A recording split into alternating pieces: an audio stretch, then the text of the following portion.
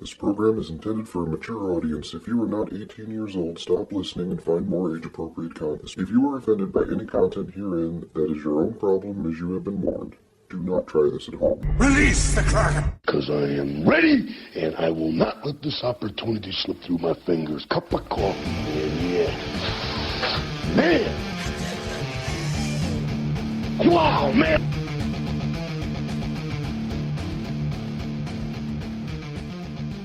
Get on with it. Yes, get on with it. Oh, I am enjoying this. Get on with it! Okay, terrific. I guess we are going to get on with it. Am I? Oh, I'm on this side of the mic. Fucked up my own mic check. And we're good. Hey, guys. Hey, boys and girls. This is Gary the Hammer. Welcome to Shots from the Balcony. I hope we are broadcasting. Michael. Okay, there we go. Boom, we're fine. We are live. We are on the air. I apologize, folks. This is a very, very important episode to me as well as the rest of Bad Habits Network on this fantastic day. This is Proud Boys Day for us. I am Gary the Hammer. Welcome to Bad Habits Network. Welcome to Shots from the Balcony. With me today is our lovely Cody. Hello. Our prospect Jorge. Hi. And one of three Proud Boys that are... Oh, he spilled. Oh, alcohol abuse. Party foul. We got... Please introduce yourself, sir, so I can... I'm pointing at the gentleman in the red cap. Your name, sir. I'm Dave. I'm one of the Proud Can we Boys. adjust his microphone, please? Closer? Yeah, right there. Perfect. That better? Yeah. You got to actually You talk gotta into put the your mouth, side like, into it. right there. Do I have to be sensual, too? No. You can. Nothing central about you except for your tummy, sir. You don't know that. It's more cushion for the pushing. Your Hey. name again for the record? I am Dave. I am one of the Proud Boys of South Wisconsin here. There we go. And I'm Rooster Cockburn, one of the Proud Boys of Southern Wisconsin. Rooster Cockburn. We're gonna have to adjust. Seriously? We're gonna have to adjust his mic too. I don't know if it got That's an backwards awesome or not. name. My parents were Michael fans. Okay, Johnny's on it. This is what happens when we don't do mic tests. Well, we did mic tests, but you just fucked up the whole fucking shebang, sir, on the shock mic. I just had a lick. Not him, John. So, talking in the microphone again. How's this? Turn it. Johnny, turn it. Yeah, squeeze and turn. This is going to be a shit show already. I don't have that soundboard. Try it again. Okay, how's this? That's perfect. That's perfect. Fantastic. The key is get it a fist length away as Johnny puts it right in your mouth. Who doesn't like a good fisting? I know, right? So All right, fantastic. So we're doing better now then? it sounds a little better, yes. Proud Boys, Southern Wisconsin chapter. Yes. We are going to... is everyone got their shots poured yet? Michael, I can't Michael drink does not. that entire shot. I'm going to tell you that right Well, then now. take what you can and then give the rest to Michael. He'll 'Cause- volunteer as tribute. A dot dropped on my phone and I licked it and my tongue is on fire. I know. So, guys, with us today, we're going to do a welcome to the Bad Habits Network explanatory shot. Jorge is not having one because Jorge is underage. No, it's because I have to drive. And that. No, you're not underage. You just have to drive. Wink. Welcome to the Bad Habits Network, fellas. Thanks for having us. Oh, dude, I spilled that on my crotch. My crotch is on fire right now. Okay. Dave's mouth is on fire right now. It That's tastes like a gross. whore's toenails. That's something a little bit lovely right there. Yeah. Like I said, Holy shit. I said before the show, I think we're going to have a little bit of a bromance between Hammer and Rooster here. A little bit. I hope you have tissues. Someone get me milk. I will. Okay. Johnny! Johnny has milk? He's getting tissues. $5, and I'll stick it in my mud. No. No. No, we will celebrate bad habits responsibly. So, guys, All right. I have been pimping this shit for about 3-4 shows now.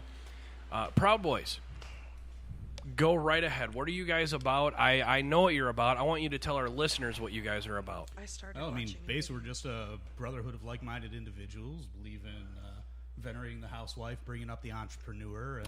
We got dumb animals out there venerating. You have to define words. Well, basically, Venerating means celebrating. I mean, the housewife is kind of the ideal lady for us because we kind of maintain a no popular, no wank policy, and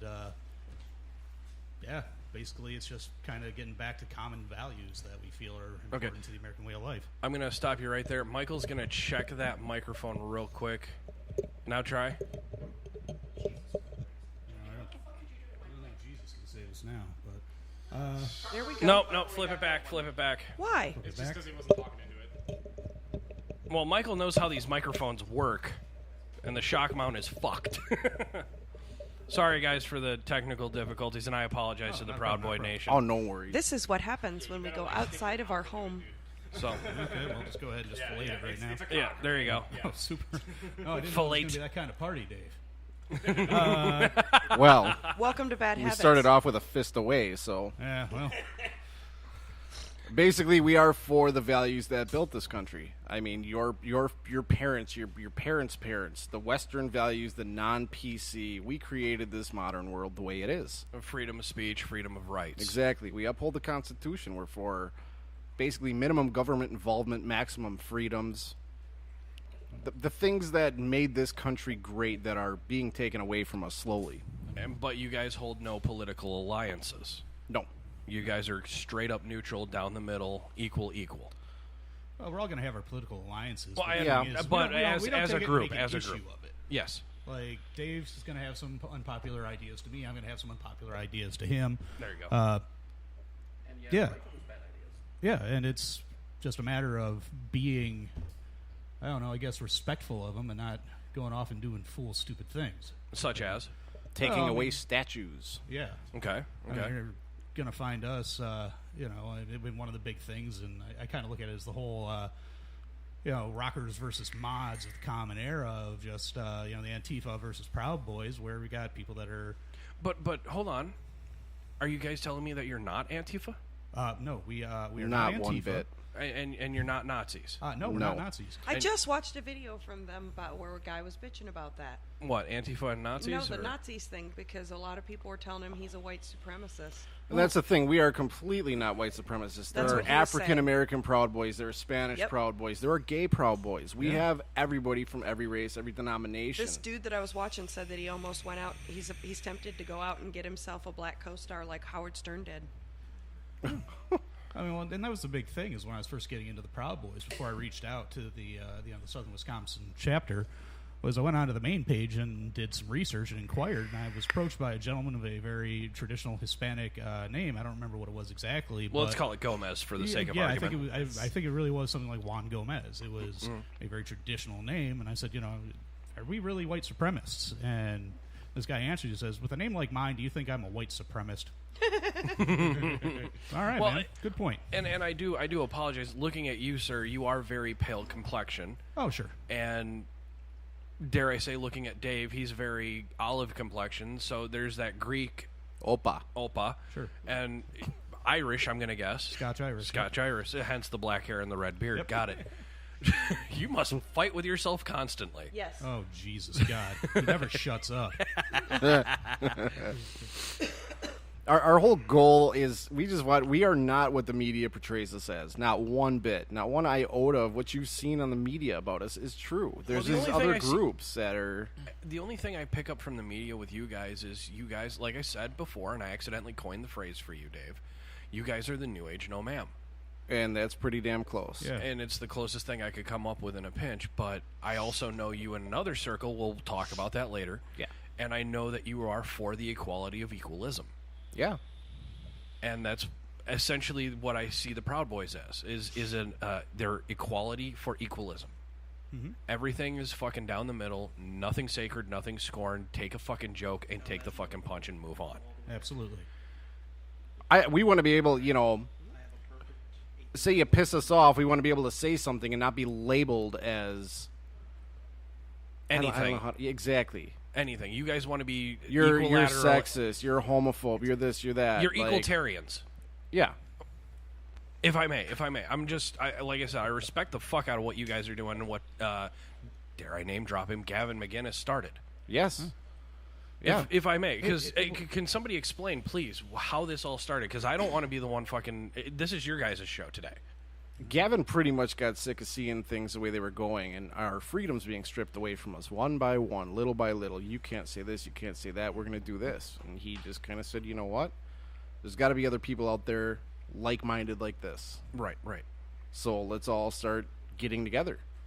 Well, I mean, political correctness is really just censorship of the mind. It's really just, it's the, the soap shoved in the mouth to cleanse the mind of saying things that are stupid. If I can go ahead and riff off of NoFX for that. But, I like that. I'm actually a huge NoFX fan. Yeah. But we got 5 minutes still calling. Thank you, Michael.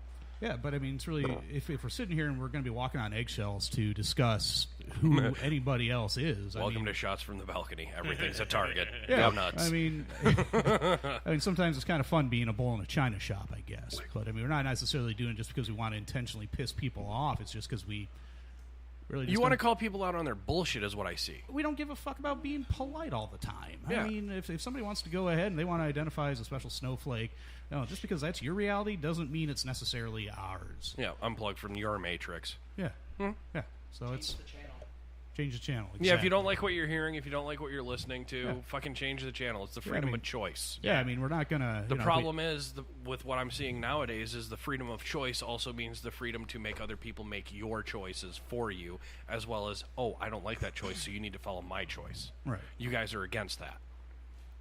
Essentially. Yeah, I mean, that kind of falls into religion, too. All these people that are coming to this country as immigrants, more power to you, okay? But your beliefs are not my beliefs, and there's no reason that I need to be on par or on board with your beliefs. Right. Just to appease you. And with all my fucking courses in theology, if I'm not mistaken, doesn't it say in damn near every book, tolerance is key? Yeah. Absolutely.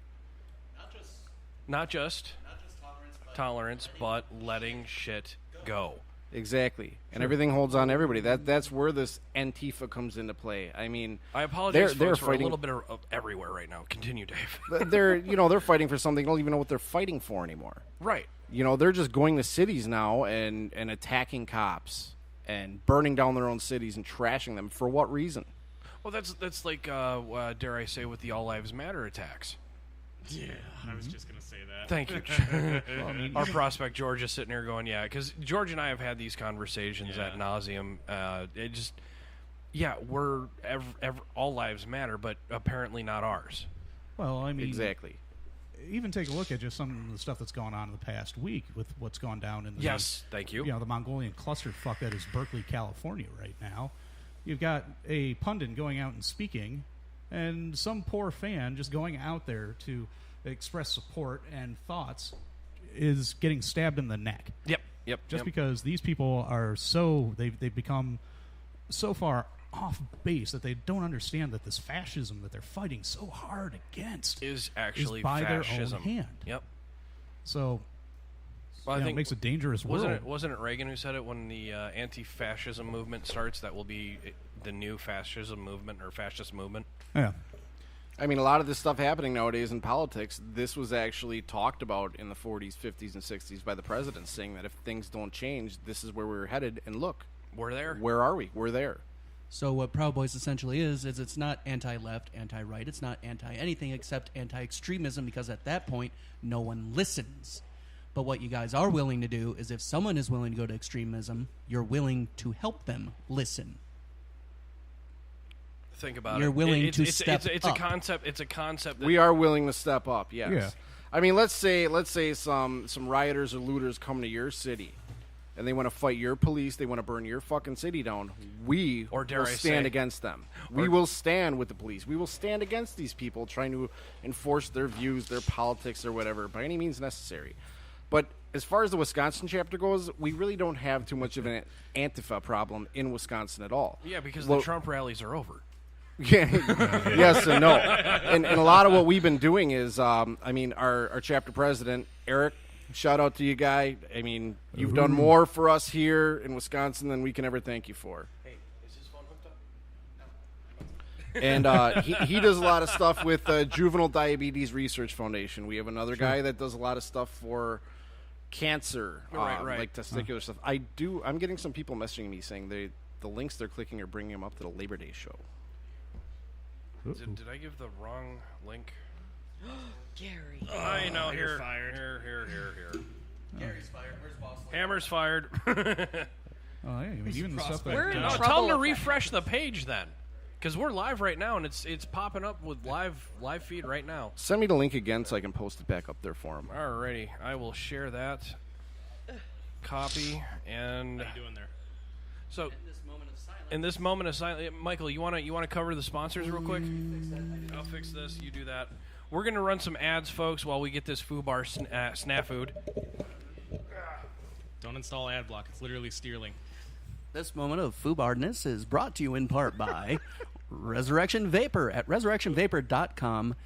Tons and tons of the states and nations and world's finest e-juices, coil work, and they like to keep it classy too, which always makes me wonder why they're associated with us. It's also brought to you in part by Ideal Vapor at idealvaporllc.net. 2 fantastic stores, one in Portage, Wisconsin, and one in Berlin, Wisconsin. Suck it. Portatage. Run by the world-famous James and Jackie Greer. Boss Lady and Boss Man, we miss you.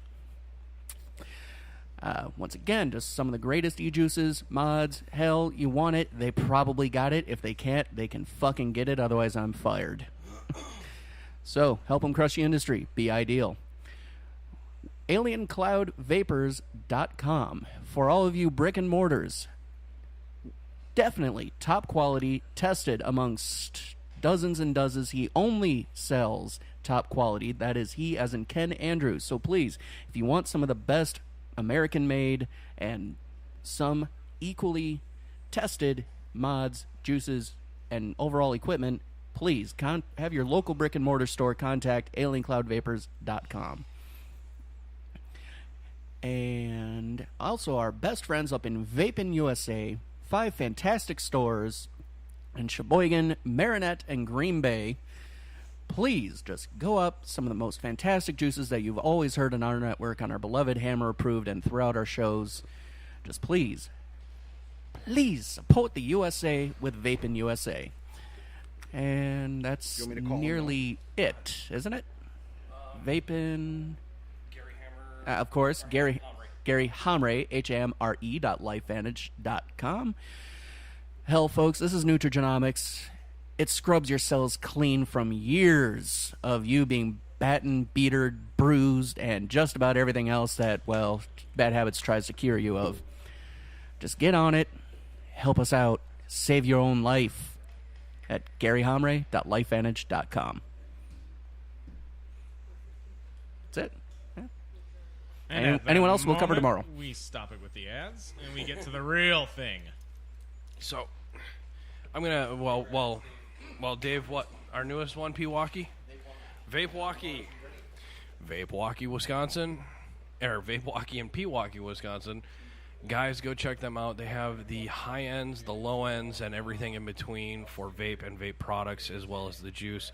Great fucking service and customer service in there. I'm sorry, guys. There's a lot going on here right now. I'm a little excited and ADD ridden. So, guys, check out Pewaukee, Wisconsin's premier vape store at Vapewaukee. They also will have a website coming soon, and we will post that link in the description of the show soon. Check out our website at badhabitsnetwork.net. All this is going on while we're trying to unfuck the studio real quick, folks. This is an audio. I'm getting there. We're working on a lot of shit, Johnny. How about you run your shop? I'll run my show. Where are we? We're fine. Fuck it. Pewaukee, Wisconsin. Vapewaukee's premier. Go, Johnny. Where the fuck are we? This is the secret location where we're at that we're actually giving it away. Johnny, rep your shit. Secret show, secret location.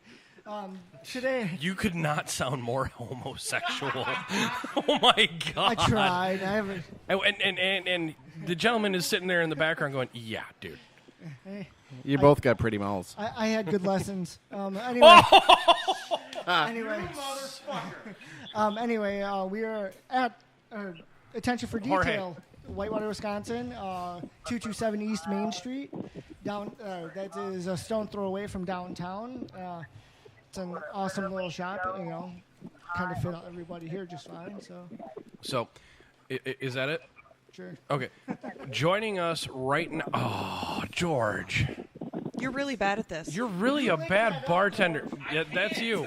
I hate to see the wall behind your toilet. Oh, my God. Joining us now, Dave, I'm going to let you introduce the chapter. Is this the chapter president? Yes, this is Bradley Chatelet of the Chicago Proud Boys. Now, we're going to touch on some things going on with one of our brothers down there named Tommy. Oh, we're touching that. I believe so. We're touching that. Okay, I thought we were not touching that. I like Well, that we're going to touch on, I think. Okay. Bradley, can you hear us? Brad, are you there?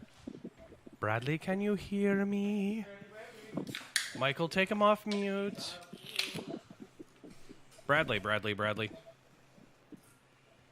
Oh, my God, I got to run my own goddamn board. Hit the phone once. Is everything on there? And we have finally hit the bottom of the hill, folks. Unplug it and ask Bradley if he can hear us. Bradley, can you hear us? Sir. Oh, okay. Hi, sir. Can you hear us? Plug it into the 30.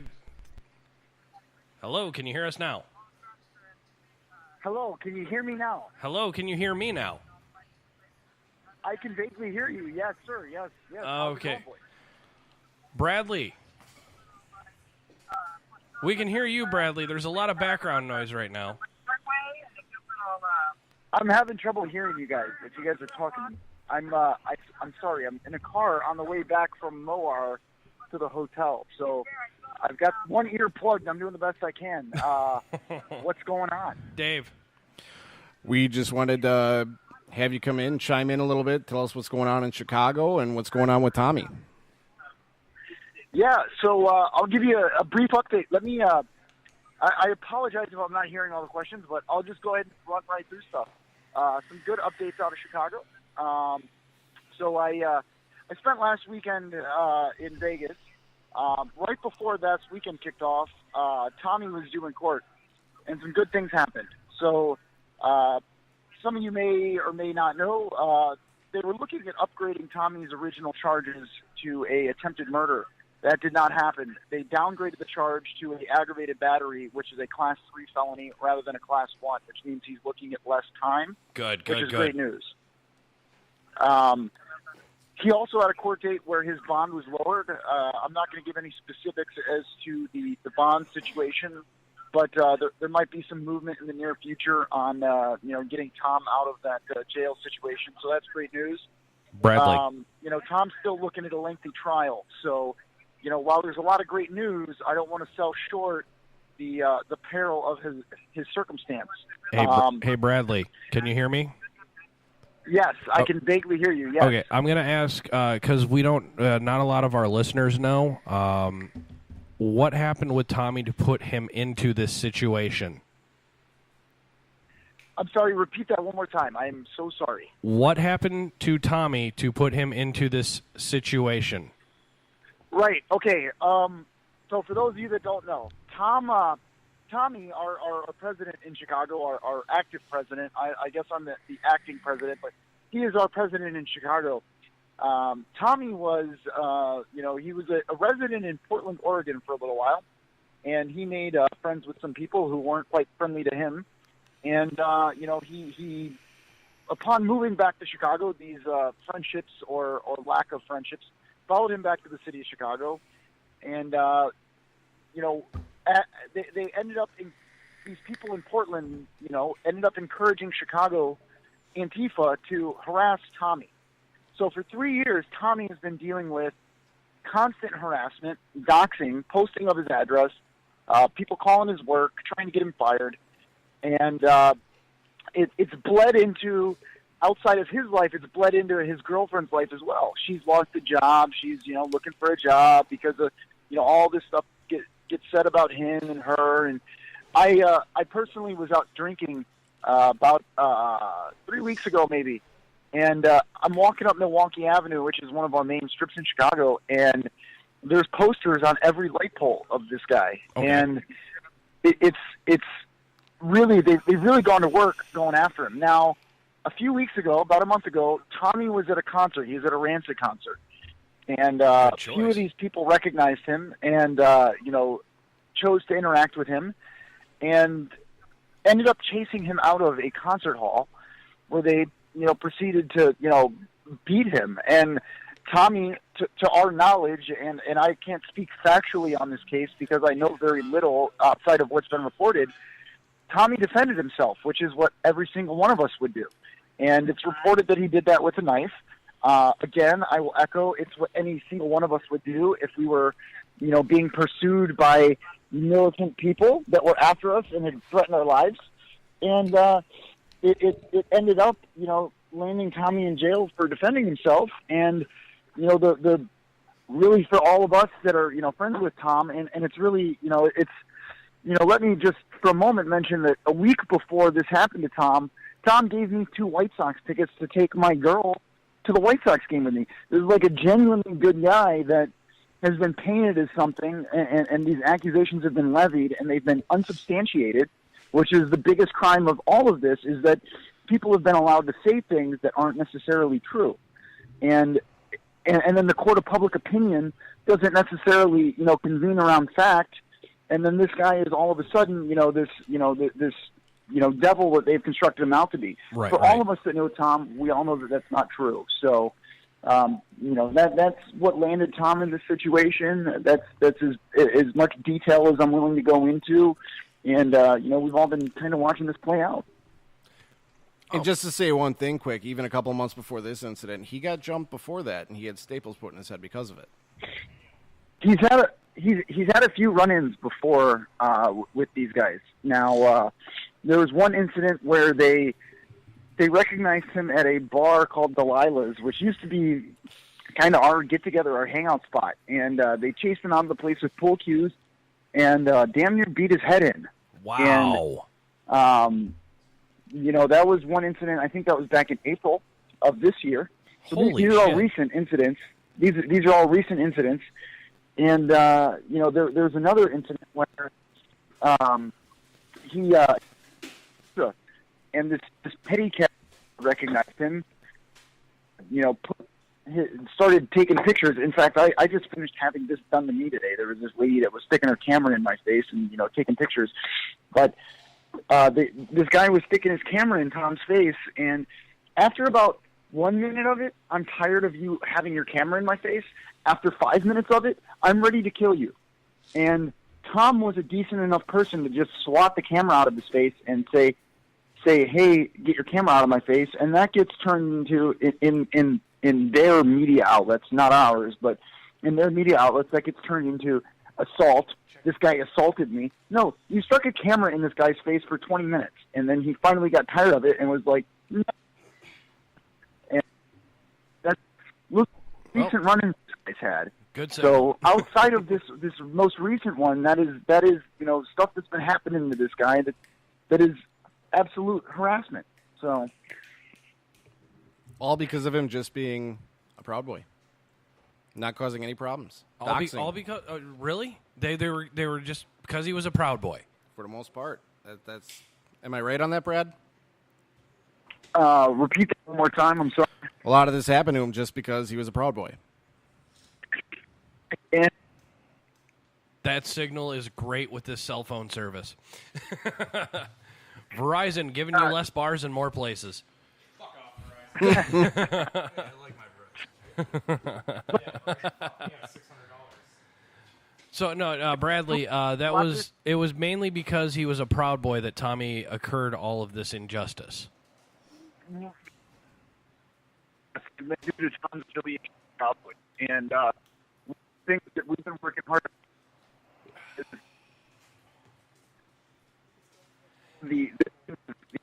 Are you on the skyline right now? He's on the skyline right now, probably. That's why we're getting such this malarkey.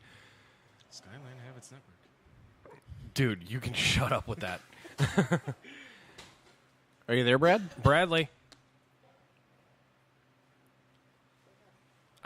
Yeah, we lost him. That was a call drop. So, guys, that was Bradley. Bradley, who's the acting chapter president of the Chicago Oh, dear Proud God, Boys. really? All right, I've got full service. I don't know what asshole is calling me from what phone, but I've got full service. Okay, my apologies. Can you hear us better now? I can hear you better, yes. Okay, better. that's actually perfect now. Okay, Dave has 4G. We got. Okay, Yeah, you're on my phone. I got 4G and bars. Yeah, no, I got it, Michael. It's thank you. All things are unfucked right now. Thank you, Michael. So, hey, Bradley, I want to first and foremost thank you for gracing us with your presence on Shots from the Balcony on the Bad Habits Network. No, thank you guys. This is, I've been looking forward to this little podcast all day. Little, we've thanks. Been at Moar. Thanks. You guys, well, I want to. I know we're not on the Kumia network, but come on. Yeah. Well, let's set goals and let's work one step at a time to attain those goals. Spoken like a true Chicagoan. Oh, yeah. No, but, hey, thank you guys for having me on. We've been at Moar all day. And Moar, I'll just briefly go into some detail about Moar. There's a beautiful moment today, and I think I'm sitting right here next to Suzanne Monk, who's a writer for the Red Elephant. She was actually witness to this. I was not there because we were defending our territory from some commies. But Black Lives Matter was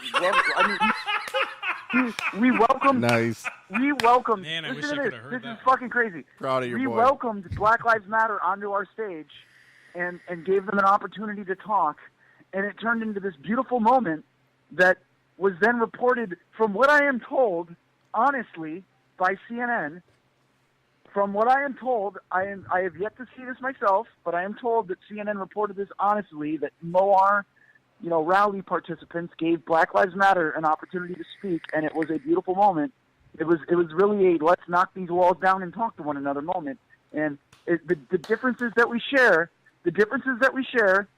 we were able to look past that for 5 minutes and get along enough to not fight one another. And it was really a great day here in D.C. So there's a lot of good stuff to come out of D.C. today. Spent some time with Jack Posobiec. Jack Posobiec actually. I was hanging out with all the Baltimore and D.C. Proud Boys, and we were all drinking at this bar right across the street. And Posobiec walks by, and everybody's like, "Hey, we're proud of your boy!" And then he's got his live feed going. It was really a great day, and a lot of us that didn't know one another, there were a lot of internet friendships, and I know a lot of us know each other from the internet, and we don't interact in real life, and we all got to interact. It was really a great day. So I will say that kind of in the shadow of what's going on with Tom, because that needs to be the message first and foremost. Is what's going on in Chicago is Tom's locked up. But non sequitur to that, I had a great day drinking beer with my friends, and we're changing minds and hearts. We're working on interacting with the people of this country to change minds and hearts about who we are. And eventually one day the Proud Boys won't be looked at as this white nationalist crazy group. So people aren't going to be changed out of or chased out of concerts, because we're out here doing the work of the people. We're out here interacting with people and letting people really see who we are, and that's really that's what I came away with today. For all of you listening, Tom has a yes, please, pimp away, researcher fund. Pimp it. He's got a researcher fund. Everybody donate to that. That's the last thing I have to say, and then I'm fucking done. How can we find that? Do you recall? It is floating around the Proud Boys pages for those Proud Boys out there. I will make sure. I don't know if you have listeners that are outside of that network, but Yes. I will make sure that We have both me. In fact, Eric. If Eric's fucking there, Eric has it, I believe, and he may have a quicker link to it than I do. Eric is not here with me. It's just me and Rooster. He's not here, man. No, it's just Dave and Rooster, Brad. I apologize Okay. that Well, Dave did not communicate that, because Dave is a fat slob who's from Greece. Opa. Fat fucking slob. Everybody likes the Greek meat, whether you want to admit it or not. Oh, come on, Greek truffle butter. I will get you guys. I will get you. Sorry, Croatia Brad. is better. Hold on, guys. Shut up. Let Brad go. I will get you faggots the link for that, and we'll keep raising money for Tom. Yeah, send me the link, and I'll pass it over to Hammer, and he can do with it what he wants from there. Yeah, absolutely. I will post this shit in our little Shots from the Balcony page on Facebook, too, as well. Wow, that gain is way high. Sounds good. Well, hey, boys, thank you. Thank you for having me on. I appreciate everything. I'm super privileged to be in the company of scholars, and Where the fuck is that? Hey, Brad, if you're ever in my neck of the woods, you have an open invite to an open microphone. I would love to have you face-to-face in studio. Absolutely. I look forward to it. In fact, it may happen sooner rather than later because I know me and Eric have been talking a lot of shit about going paintballing. So, we're going to whoop you Chicago boys. I know a good place in Janesville, Wisconsin to go paintballing, but that's not an official promotion. That sounds fucking fantastic. Mid to late October. It's on the edge of a promotion. All right, Brad. All right, boys. Let Brad go. Guys, Thank you, Brad, for joining us. Thank you much, Brad. Absolutely. Chatelet. Chatelet. Uhuru. Uhuru. Chatelet. Proud of your boy. All right, that's that. Holy fuck beans.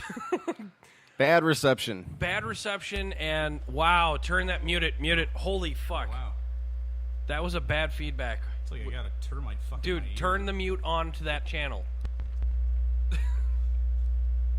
Thank you. we get weird. I know we're feedback. having some technical difficulties, but it's because Hammer's trying to give us a good shot of being in an undisclosed location here, so everything's on the fly. Oh, put it on Johnny. I love it. Got the Russian fucking Come on, cricket man. radio He's going the best on. he can. Yep. I know Michael had a couple valiant points, and I need to ring a bell. Let's see, yeah. Who fucked up and missed out on the pee-pee bill? Ding for him. Ding, ding. Michael, nobody can hear me. Good. Shut up. Asshole. Cody, he's the prospect. You can officially fuck with him as much as you want. Yeah, you free game. Damn it.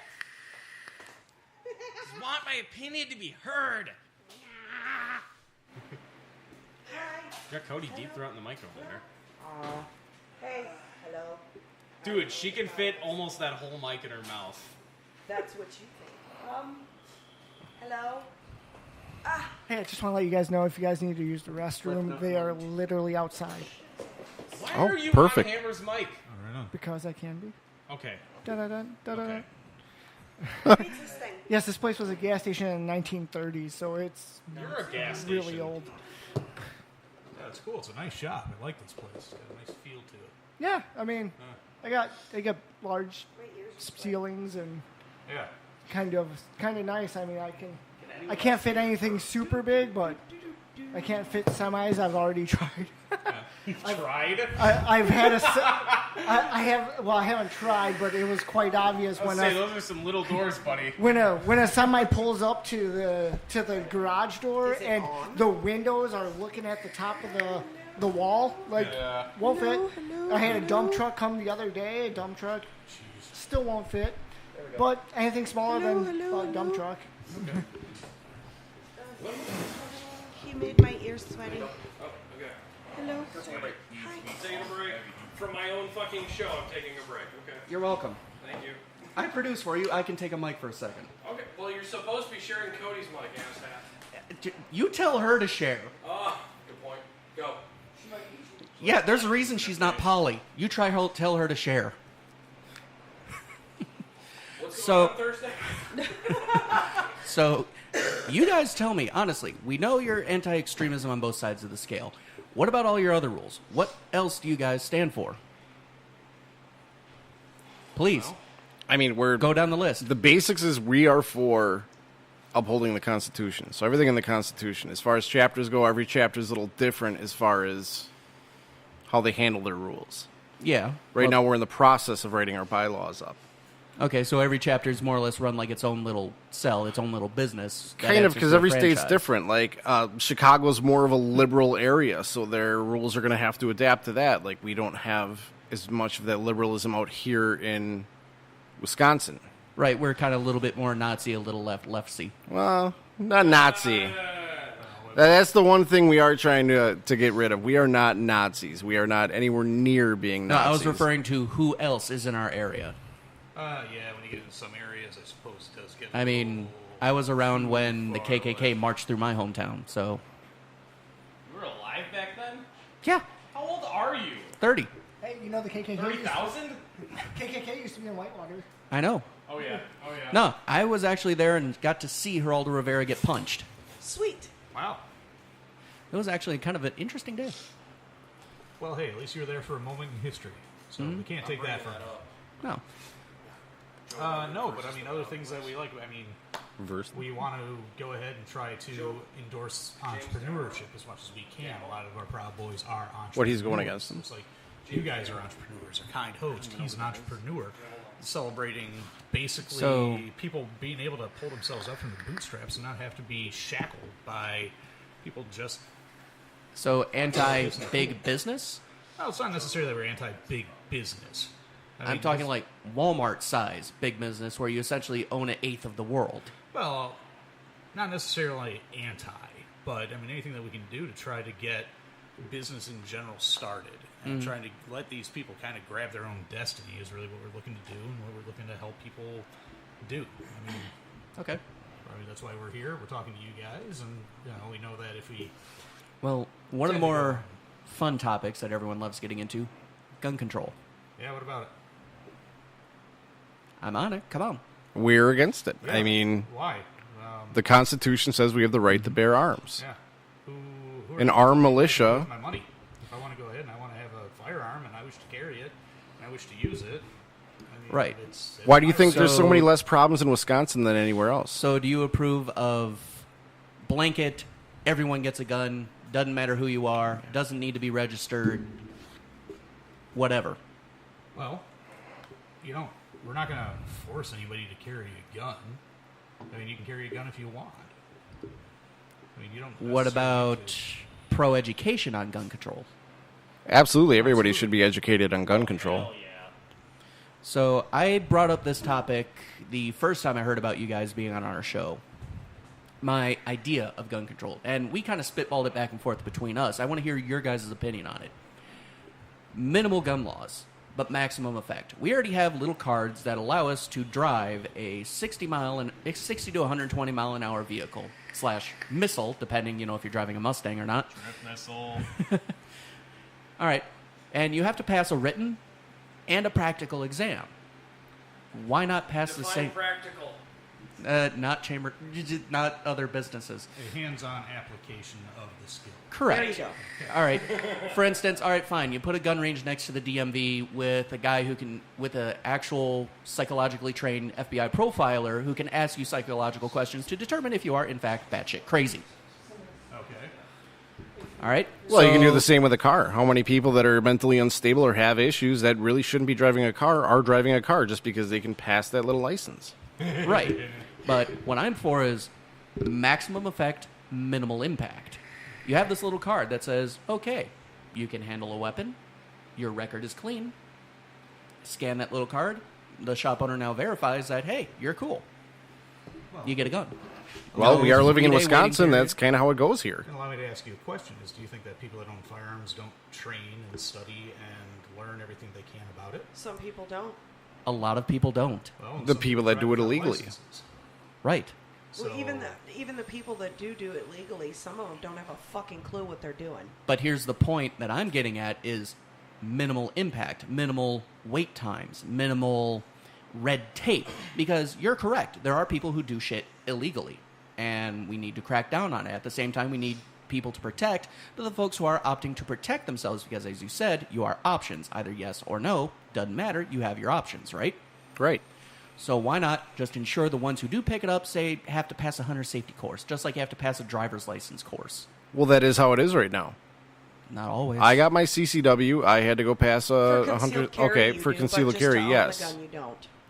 No, you're right on that. Because I've never had concealed carry. My training with guns is, I don't have any licenses or anything like that, but I do have training. Again, you're also talking about something that is in the Constitution. This is our right. Right. Okay, Right. that is a It is- God-given right. You don't have a right to drive a car. Fair enough. That's a privilege.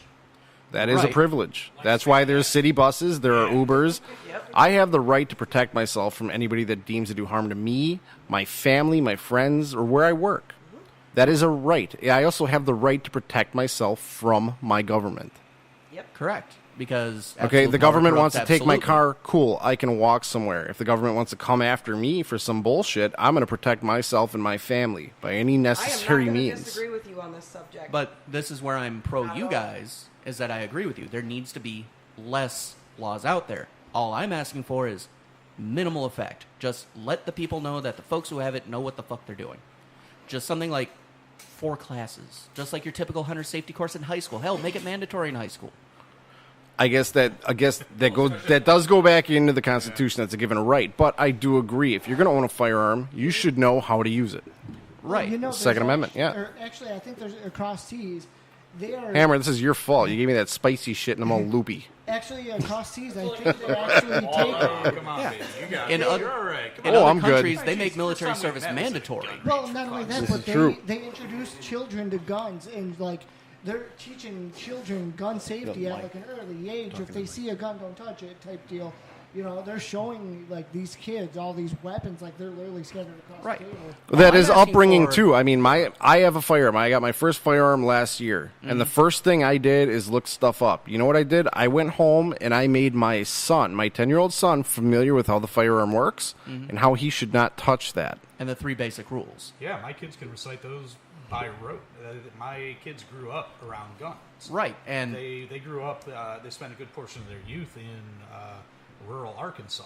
And that's where great on you. firearms are kind of the thing. So I mean, they know that when they see my firearm, they don't touch it. They know to come and get us. You demystify something. And that's great on you. Educate people on something. But what and about the that's parents? not going to have this appeal. And you're not going to find these people that consider it to be some sort of great fetish. And they're not going to get themselves in trouble because all of a sudden they know how guns work. I disagree. I kind of call it a fetish. That's because it's your fetish. I've seen how much you enjoy your recoil. I do. Hey, that's up to you, man. If that's how you want to, if that's how you choose to enjoy guns, more power to you. I like the power. High power, belt fed, and preferably power between her legs. What? Oh wow! All of a sudden, this conversation. Tell me I'm wrong. 9mm rabbit. Welcome to Bad Habits. Shots from the balcony, not midnight sushi. Maybe later. That's right, Captain All right. Awesome. Anyway, you were saying. Yeah. But what about the parents who don't opt to educate? They're like, okay, well, I have a gun. I can keep it in a lockbox under my bed. And that's the end of it. Wow. Again, that is on the parents. That is their fault for doing that. I mean, we can all go back. You want to talk about a lot of the illegal firearms. 90% of them are in Milwaukee, and they all come from home burglaries. Whenever these people get in trouble, they get caught with them, they get shot with them. They all come back from burglaries. And these are people that don't know how to use them. You can't blame the homeowner for that. So you can't blame the gun community for that. These are people that are irresponsible. What I'm blaming is morons. Well, I'm not blaming the community Well, because the that community goes back knows to what the fuck Darwinism. Yeah, Darwinism is fine up until you lose half the fucking population. And what's wrong with that? I mean, they said on South Park half the population is actually retarded. So yeah. South Park said here's it, the it big has to thing. be right. I mean, it is. God damn it! Like, yeah, okay, so you've got these people that own these Right. firearms. They're not doing anything to educate their children on them. These kids are picking these things up. They don't know how they work. They don't know how they function. They don't know what to do with them. And that's how you end up with these poor kids getting shot. Right. So I why I just not? heard about a 3-year-old in Milwaukee who found their parents' gun, they picked it up and got shot, and that's hugely tragic. So And why it was not? avoidable. So why not do what Proud Boys? Yeah. So why not do what Proud Boys is famous for and balancing the equation? Yeah, there are people out there who want shitloads of gun control. Fuck you. It's our right to actually have them. But on the flip side of that, I kind of agree. I'd like to make sure that my kids know what to do, and I get it. I got to work 3 fucking jobs to pay my goddamn bills. Yeah, that's wrong, but guess what? Shit happens. So you know what? I'd like my kids to actually have a class they can go to do that. Well, fantastic. There's plenty of places that will be willing to offer you. Concealed Carry Wisconsin offers concealed carry classes for free. No cost to you. You can go in. You can Holy take shit, that Walker class. did something right. Yeah, right. Oh, just wait till Tuesday when all of a sudden it becomes deregulated. I mean, that's going to be something. all of a Wait, sudden. what? You know, we can also tie this into vaping. I mean, you want to go to a shop and buy a setup and go home and try to figure it out? Good luck with that. You're going to come back to a shop and get educated on it. Right. There is a Go vote. ahead, address it. Hold on, Cody. No, what are you talking about? On Tuesday, there's going to be a vote in the Senate to deal away with concealed carry. to deal away with the license. My only problem with that, honestly, is that when they passed concealed carry in Wisconsin, they also enacted Castle Doctrine. Yep. That's what I like What's about Castle Doctrine? Castle Doctrine. Well, it's not actually called the Castle Doctrine. I don't remember what it's actually called. Yes, well, stand your ground. It means that you can, if someone comes onto your property, which Wisconsin went a little further and they extended it to your property being your car or your business. If someone comes onto your property threatening you or your life or someone who's on your property, you can use force necessary to protect yourself and them. I'm going through this right now. I have literally, there's 3 people on the lease in the property that lives behind me, and there's about 7 to 8 people living there. They are all straight white trash alcoholics. Awesome. I currently don't have my firearm. It is being held by a friend because of what the police told me because of this. If I can use my firearm on my property, but I will lose it. Most people are going to be smart and see, oh, I've got $500. I've got $1,000 into this firearm. Do I want to use it or lose it? And then the police also did tell me, this is straight from the West Bend Police Department, it all depends on the situation. Yes. The Castle Doctrine does not just mean someone's on my property, I can blow their fucking head off. You have to feel imminent threat. You need to, no, not even that. You need to feel like you are going to lose your life. So someone's on my property bashing my car. A reasonable person that you could use. See, the True. way I read it, it's destroying you or your property. No. Okay, here's how the police explained it to me. If these assholes decide to come on my fucking property and start bashing my car or bashing my house, I cannot use my firearm. I can physically handle them any way I deem necessary. Now, if they are physically trying to get into my house and I feel my family is in danger because of that, I have the right to use my firearm, at which point I will lose my firearm then. Even if I don't face any charges, my firearm will be gone. NRA? I am not. You should become a member of the NRA because I have been told, and I would look into this more, but I've heard it from several people. I've been told that if you're a member of the NRA and you pay a little bit extra for your membership and something happens with your concealed carry or your firearm, they will defend you.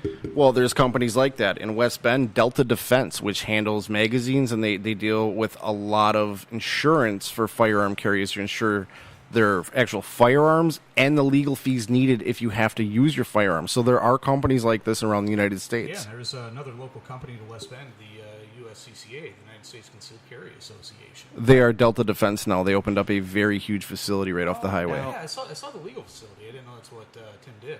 Yeah, they moved it and they made a very big facility off of Highway 41. Yeah, it's a nice looking facility. Now, here's an idea that I have for you guys is I know Proud Boys anti-big government.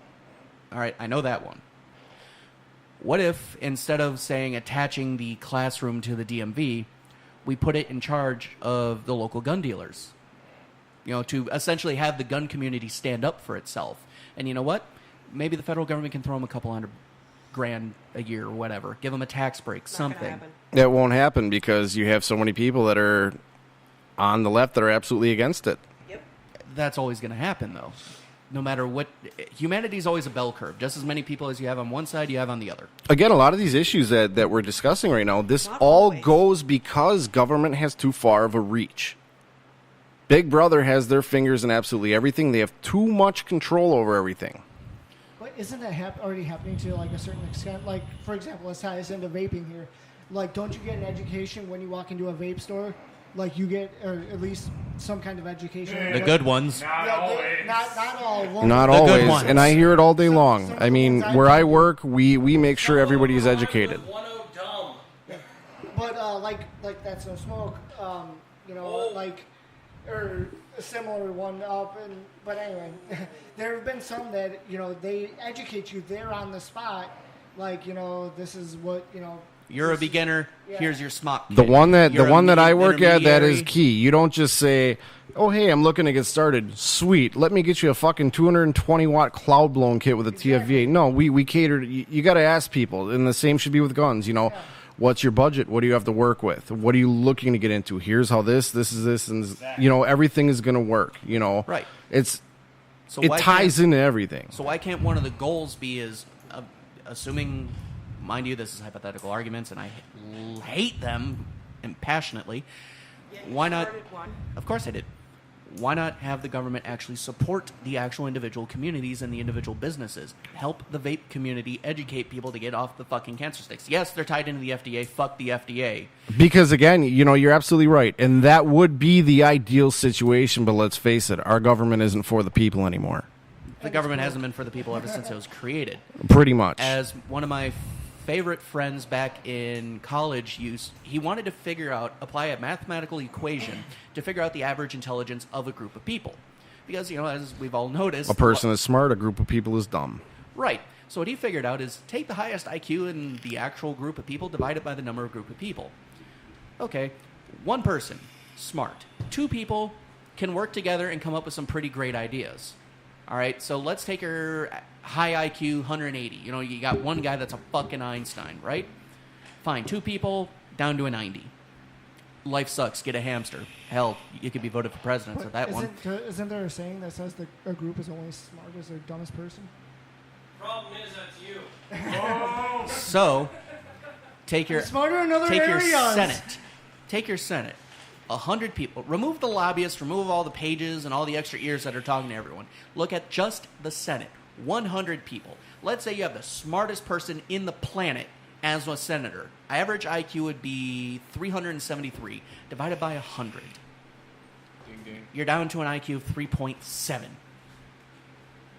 Once again, why anti-big government? Why?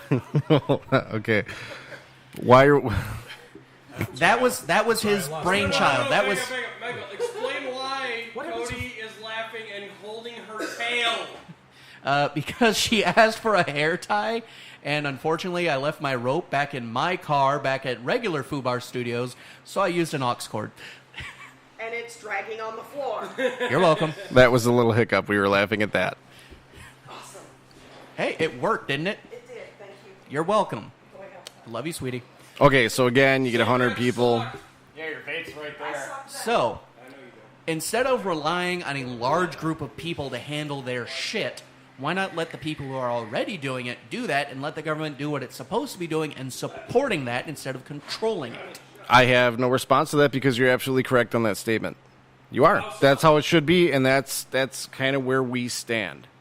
As Proud Boys, that goes back to what we're for. Minimum government. Support instead of control. Exactly. Because you said it right there. You get 100 people. One of them's got 300 IQ. You drop it down to 3 for all those people. Mm-hmm. You got a group of lemmings that are going to jump off a fucking ledge if one of them does. And that's where we need to have other groups of people that are... That's what the Proud Boys are. Andrew's a smart guy. Almost every Proud Boy that I've met, we are very smart, like-minded individuals. We all have a goal. We have a start and a finish. We know where we want to be. We know what we stand for. What? You said the Proud Boys are smart people, hence the reason I can't be a Proud Boy. Oh, Hammer, you're too pretty, though. One thing I'd like to bring up, Michael was talking about how there should be like a class for certain people when it comes to having a gun in the first place about gun education. The problem is that I have in my head is, and this is from personal experience as well, when I took driver's ed through a private company that I'm not going to name and a teacher that I'm not going to name, she decided it might be a good idea to give us all the answers on the test. Well, congratulations. You're going to have fuck-ups like that. As Now- I said, humanity is a bell curve. Yeah. Well, I mean, all right? I guess the question is it going to be selective? Who are you going to decide needs to take the class and who doesn't? Yeah. Whatever instructor's license you need. I mean, a teacher is a teacher is a teacher. Move on with the universe. So you're saying that going back to the firearms, if you please, if I'm making too much of a jump, let me know. But I mean, if we have to say that these people need to take the firearms class, these people don't, where is the delineation? No. The delineation isn't that some people do, some people don't. The delineation is who should teach them. And as I said, why not actually put it in the schools? It is kind of that way right now. You could be, however old you need to be to go get your hunter safety. Oh, then because bringing a firearm into school is a felony. Well, and as we all know, gun safe zones are just ever so safe. Oh, yeah. Oh, well, I mean, yeah. Chicago's a safe zone. Uh-huh. Yeah. Because For snowflakes. The air is made out of lead. I know I get a lovely hot iron injection any time I go near there. So, like I said, why not just use what we have available to solve our problems? Like I said, with the average licenses and with the classwork and the practical exams and everything. We already have these systems in place because we already do them. We just need to apply them and just get rid of all the fucking red tape that holds everything back from people actually being effective at what they should be doing, which is protecting themselves. That's where it sits. Again, this all goes back. A lot of these questions, they go back to the government having too far of a reach. Mm-hmm. If they were doing their fucking jobs right, we wouldn't have to deal with this kind of bullshit. We wouldn't have to deal with the legacy media, the fake fucking media, making up all these bullshit stories. Oh, that, and even on a different level, I mean, let's take a look at a lot of the gun shops. I mean, a lot of those are entrepreneurial places. It's a place by me that I'm going to be picking up. I just ordered a new AR-15 lower. The place I'm picking it up at is a small private gun shop. So now all of a sudden they also have to take upon the burden of training every single individual who purchases a gun there. I mean, how do you expect them to... They already have to do it because they already have to do background checks and all that fun shit. So why not actually just make it easy? Make it easier on them. Just have that little barcode. Cost of your firearm? No, make it easier. You want to know how you make it easier? You have this lovely little barcode on the back of your license already, right? Great. Whip out your fucking wallet. Check out your license right now. Why can't the same information be attached to the same barcode? So you're suggesting that any firearm owner register with the government? They already are. All you got to do is search the actual... Not true. I'm a firearm owner. My gun is not registered because I bought it private party. We don't have the registration. But here's the thing. It was at one point sold to a dealer, and there is a paperwork involved. Yes. And no matter what, it will eventually get you all. It takes Now is a go little back. bit of I forget the date. I believe it's like 1963, and before that, there weren't even serial numbers on guns. Yeah. And there's still how many of those floating around, and how many of those are still used in a lot of these violent crimes, like let's say in Milwaukee, they're using older guns without serial numbers. Right. Which is fine, great, grand, and wonderful. It's a 1909 7mm Mauser. Which is once again why I'm perfectly fine just Hold on having to that. the actual I got it at a rummage sale for $60. balance.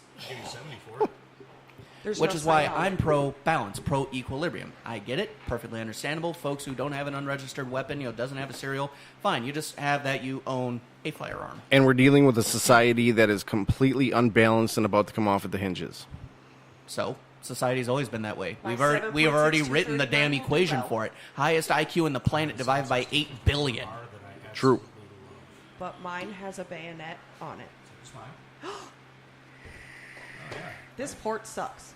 Just saying. Every single gun owner out there is just going to go ahead and roll their eyes and sigh. I mean, I've got a 1942 Mosin Nagant 9130. I have a Judge. It's my favorite gun. Oh, yeah, sure, the 410. I prefer the 45. Oh, man, now we're getting to the whole 9mm versus 45. I don't like 9mm. Okay. I don't like 9mm. Roll with that now. All right. Okay. Well, let me answer. Or let me do one last thing before we roll into it, into the 95 or 9mm versus 45 argument. Yeah. Is that we actually would love to thank our beloved host tonight, Attention for Detail LLC, for hosting Love our you, John. secret show. Yeah. Johnny, Araceli, we love you guys. Thank you for being a part of us. I want to drive your car. Everyone. Yep. It runs and drives small transmission leak, but it runs and drives green rubber. It's fun. No, it's a Buick. It's for sale.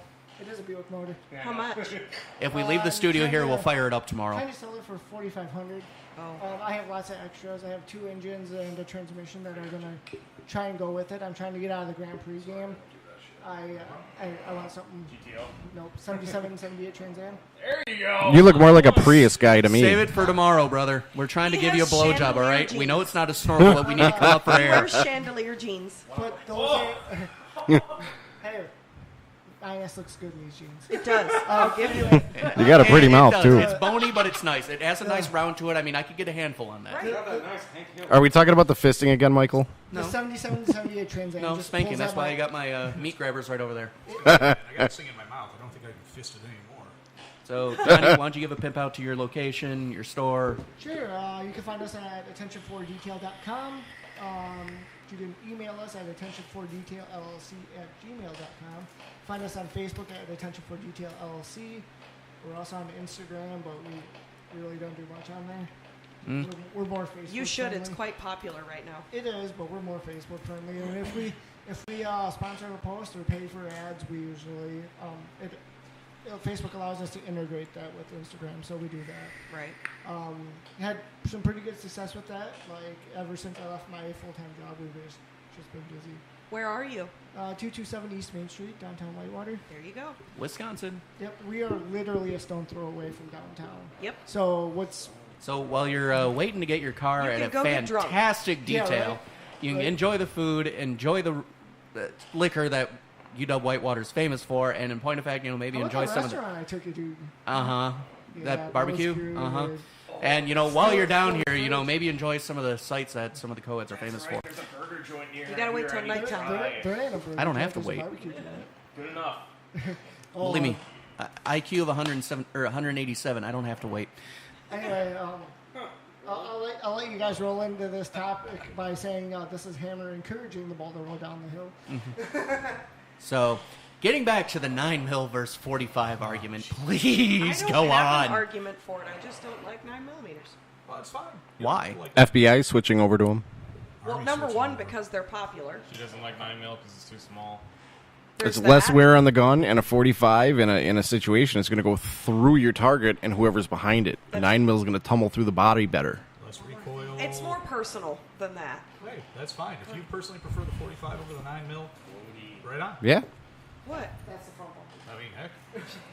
So is this kind of going along the same question as 5.56 versus 7.62? Oh, dude. 3 inches soft. Awesome. Well, Oh, that's fine. Hammer's hung like a fruit fly in February, and he's proud of it. Fucking bird flu. No, the only time I've had one that was a little bit too much for me was I went and I bought a 30-06. And my, at the time, husband, he was like, "Are you sure you want this?" I'm like, "Yes, I do." And he's like, "Are you absolutely sure?" I said, "Yes, I do." He said, "You're not going to like it." I'm like, "Okay." So it had a scope on it, and I don't know how to sight in. Okay. And I don't really use scope. Yeah, it's fine. And so we took it out. I shot it once. Yep. And I also don't like a 12 gauge for the same reason. Oh. It hurt. It just hurts right here. Oh, but they're so much fun. And he Don't you like spent pain? an entire box trying to sight it in. Yeah. And for like 3 weeks, his whole shoulder was bruised. Yeah, see, I go out every weekend. Like, usually every Sunday, my father and I go out and we shoot about 3 rounds of skeet.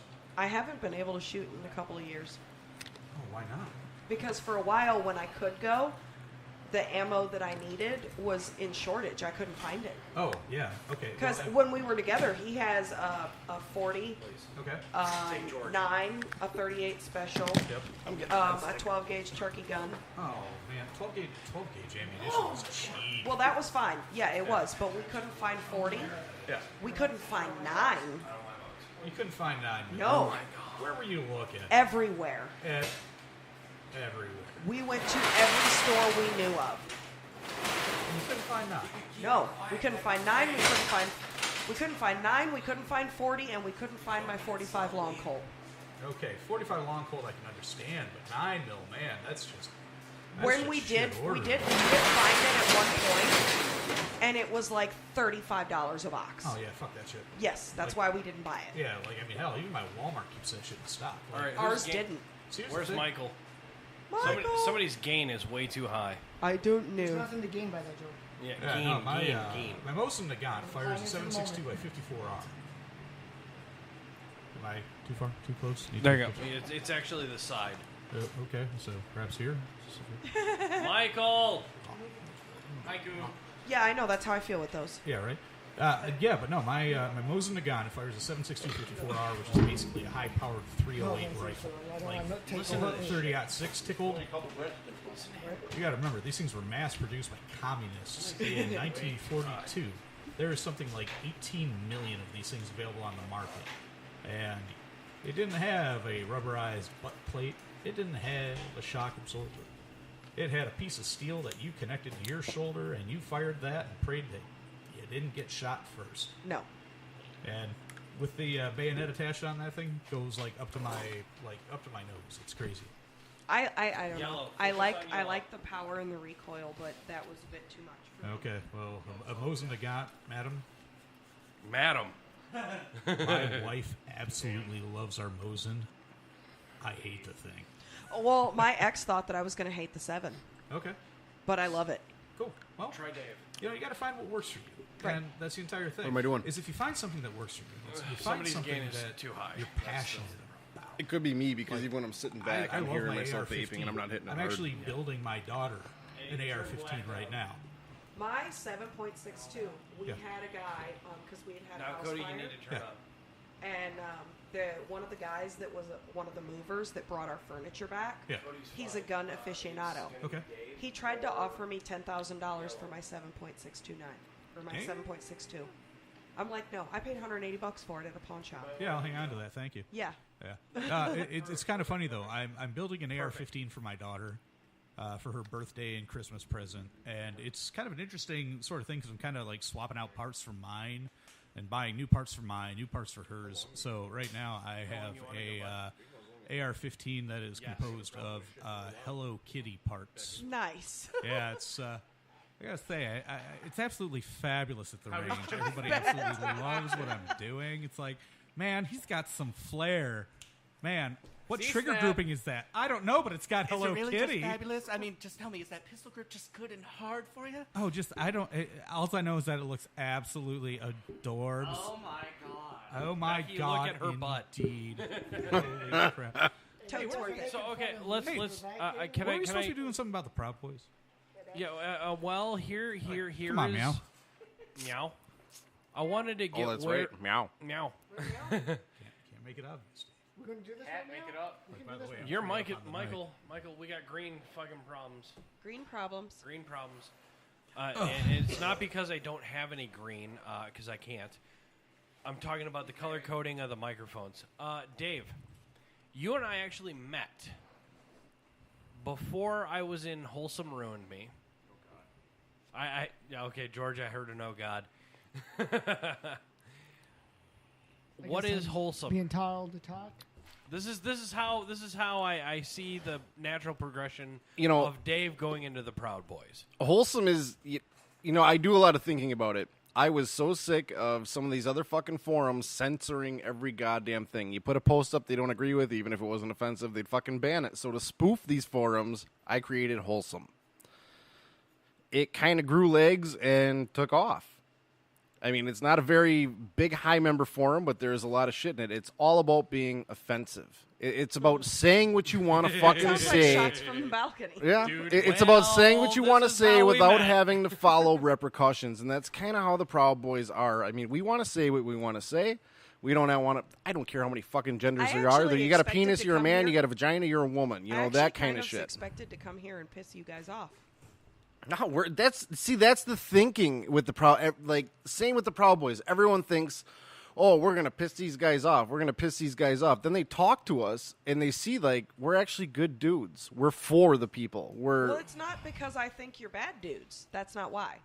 It's because I'm very opinionated. And we are too. But it seems like we're on the Right. same page. So far, yeah. And that's kind of how it goes all the time. You know, Right. people think they're gonna butt heads with us, and we end up But being. let's be honest. I really like to argue with people. He's not even looking at me. Let's be real here. You really do like to argue with people. That's why I wanted you to be here. Yeah.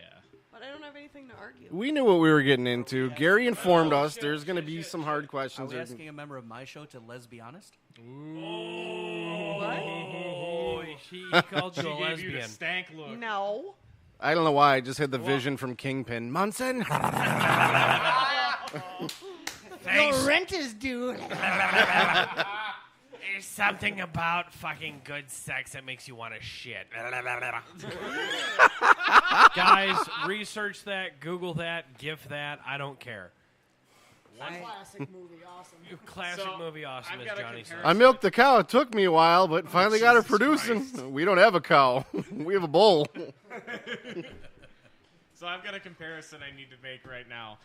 Go talk into the mic a little bit closer. Proud Boys is basically the mature. No, talk into it. Talk into it. Talk into it. Wait. I'd like to make that. Fucking tongue fuck. Dude, I got fucking Michael. Dude, did you Ah! Well, I mean, if you want You have to put it in your mouth. No. Well, I'm just curious. Did he just call us mature? There's nothing mature about it. Much more mature than wholesome. We're all about fun. Like Dave and I mean, we get into it, and we'll just we find terms that we find. If you get offended by Proud Boys, don't ever go to wholesome. Yeah, well, Yeah. Wholesome. There's a reason why. Well, it's wholesome's hashtag. whole fucking purpose is to be as Yeah. offensive as Yeah. possible. I mean, that is kind of like that's Only- it works with the Proud Boys. I'm Wholesome- not about being offensive, but it's about saying what we want to say. And I've even gotten in trouble by a couple sponsors by doing promo videos, by ending it with hashtag wholesome ruined me. Wholesome is there's a reason why that hashtag is called wholesome ruined you, man. No, there's a reason it's called wholesome bitch nigga. Oh, that's what it means to me. Bitch nigga. No, let's phrase bichois here. It's not even though it's spelled bish nigga, Nigga. it's bichois, which means good fortune. Nah, fuck that. It's bitch nigga. Yeah. We're gonna offend some people in there. That's the whole point. Think Rush Hour 1. Well, I'm no bitch nigga. well, the whole Hey, thing, look, it's Jackie Chan. I will say it. I will say it without impunity. It's bitch nigga. Ooh, impunity. That's a big word for you. well, the English major. Big word for me is supercilifidous. Because I'm Almost didn't say I it can't right. even say it. Does ointment clear that up? And my personal favorite word is. Oh, Shall I say it? Yeah, 12 letters. Oh, no. My personal favorite word is autoerotic necrobestiality, preferably with the Aryan delineation with defenestration. Why would you throw that ass out the window? I was going to say, wait, what? You're throwing an animal out the window? No. A dead animal? No. No, that's where you necro? shove a dead bird up your ass. You jump out of a window and use the impact crater as it goes up your ass to cause yourself to orgasm just before impact. And That's why your hand was on my thigh. And, okay. and here's my retort. Why would you throw your own ass out the window? It's me. Someone wants me to die eventually. I just kind of feel like I need a shower is But all. the part that made He me thought he was There's Iron vodka Man. for that. and honestly, the part that made me think that was the website And that I went patties. to listed the main Patties, ideas, you say. and it said, "What's the word that you used earlier that I meant? I know the meaning of, but now I can't think of the word veneer." Veneer? No, Veneer. You It's just said something the vernacular. Vernacular. Venerate. Oh, venerate. yes, Venerate. that's it. I To saw raise that. up. I saw that one, and I was like, "Okay, George. Oh, I mean, to celebrate. okay." If you're a Would anyone housewife- else like another shot? Michael is so driving home, and he's not even in the chat room right now. Yeah. Michael will take one. You want patties or Wicked? Go and see here. Dealer's choice. It's patties. I will wait for Michael. Sehr gut. The fuck are Sehr you gut. doing? She took her headphones out and is no wait, that's the ponytail cord, and she's whipping everyone with it. I thought it was a tassel. No, I don't do those. Here's another Save it for midnight sushi. Midnight sushi will happen momentarily after all of this is over. Cheers. Cheers. Patties. Yeah, oh my God, why am I doing this?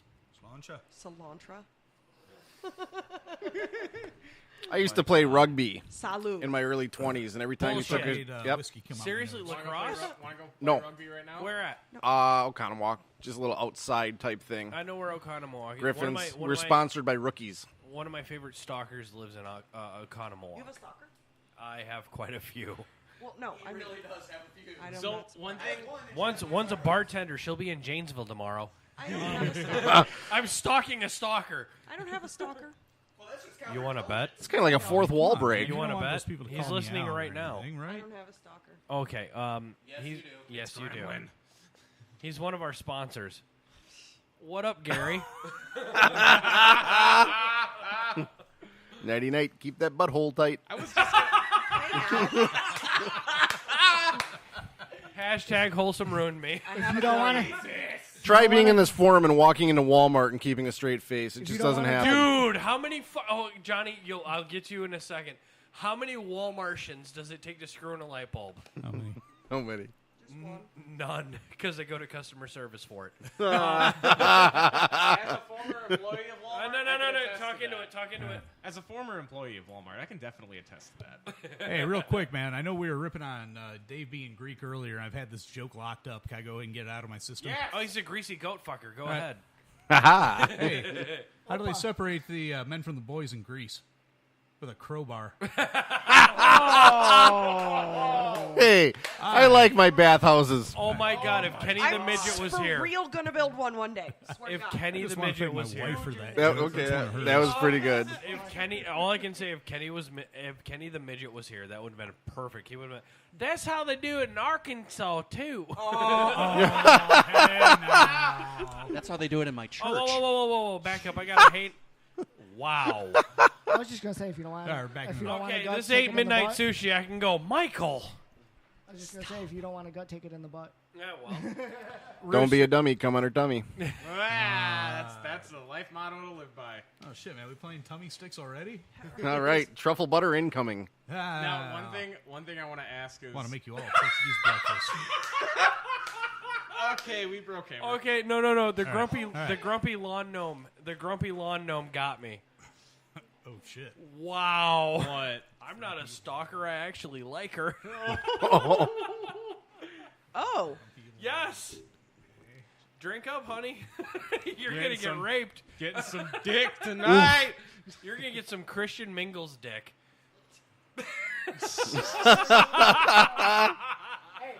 BlackPeopleMeet.com. You don't need to be lonely at Bad Habits Only. You don't need to be lonely at Bad Habits Only. You know, that's funny. I've wanted to start a fucking Vapors dating service called Big Clouds Only.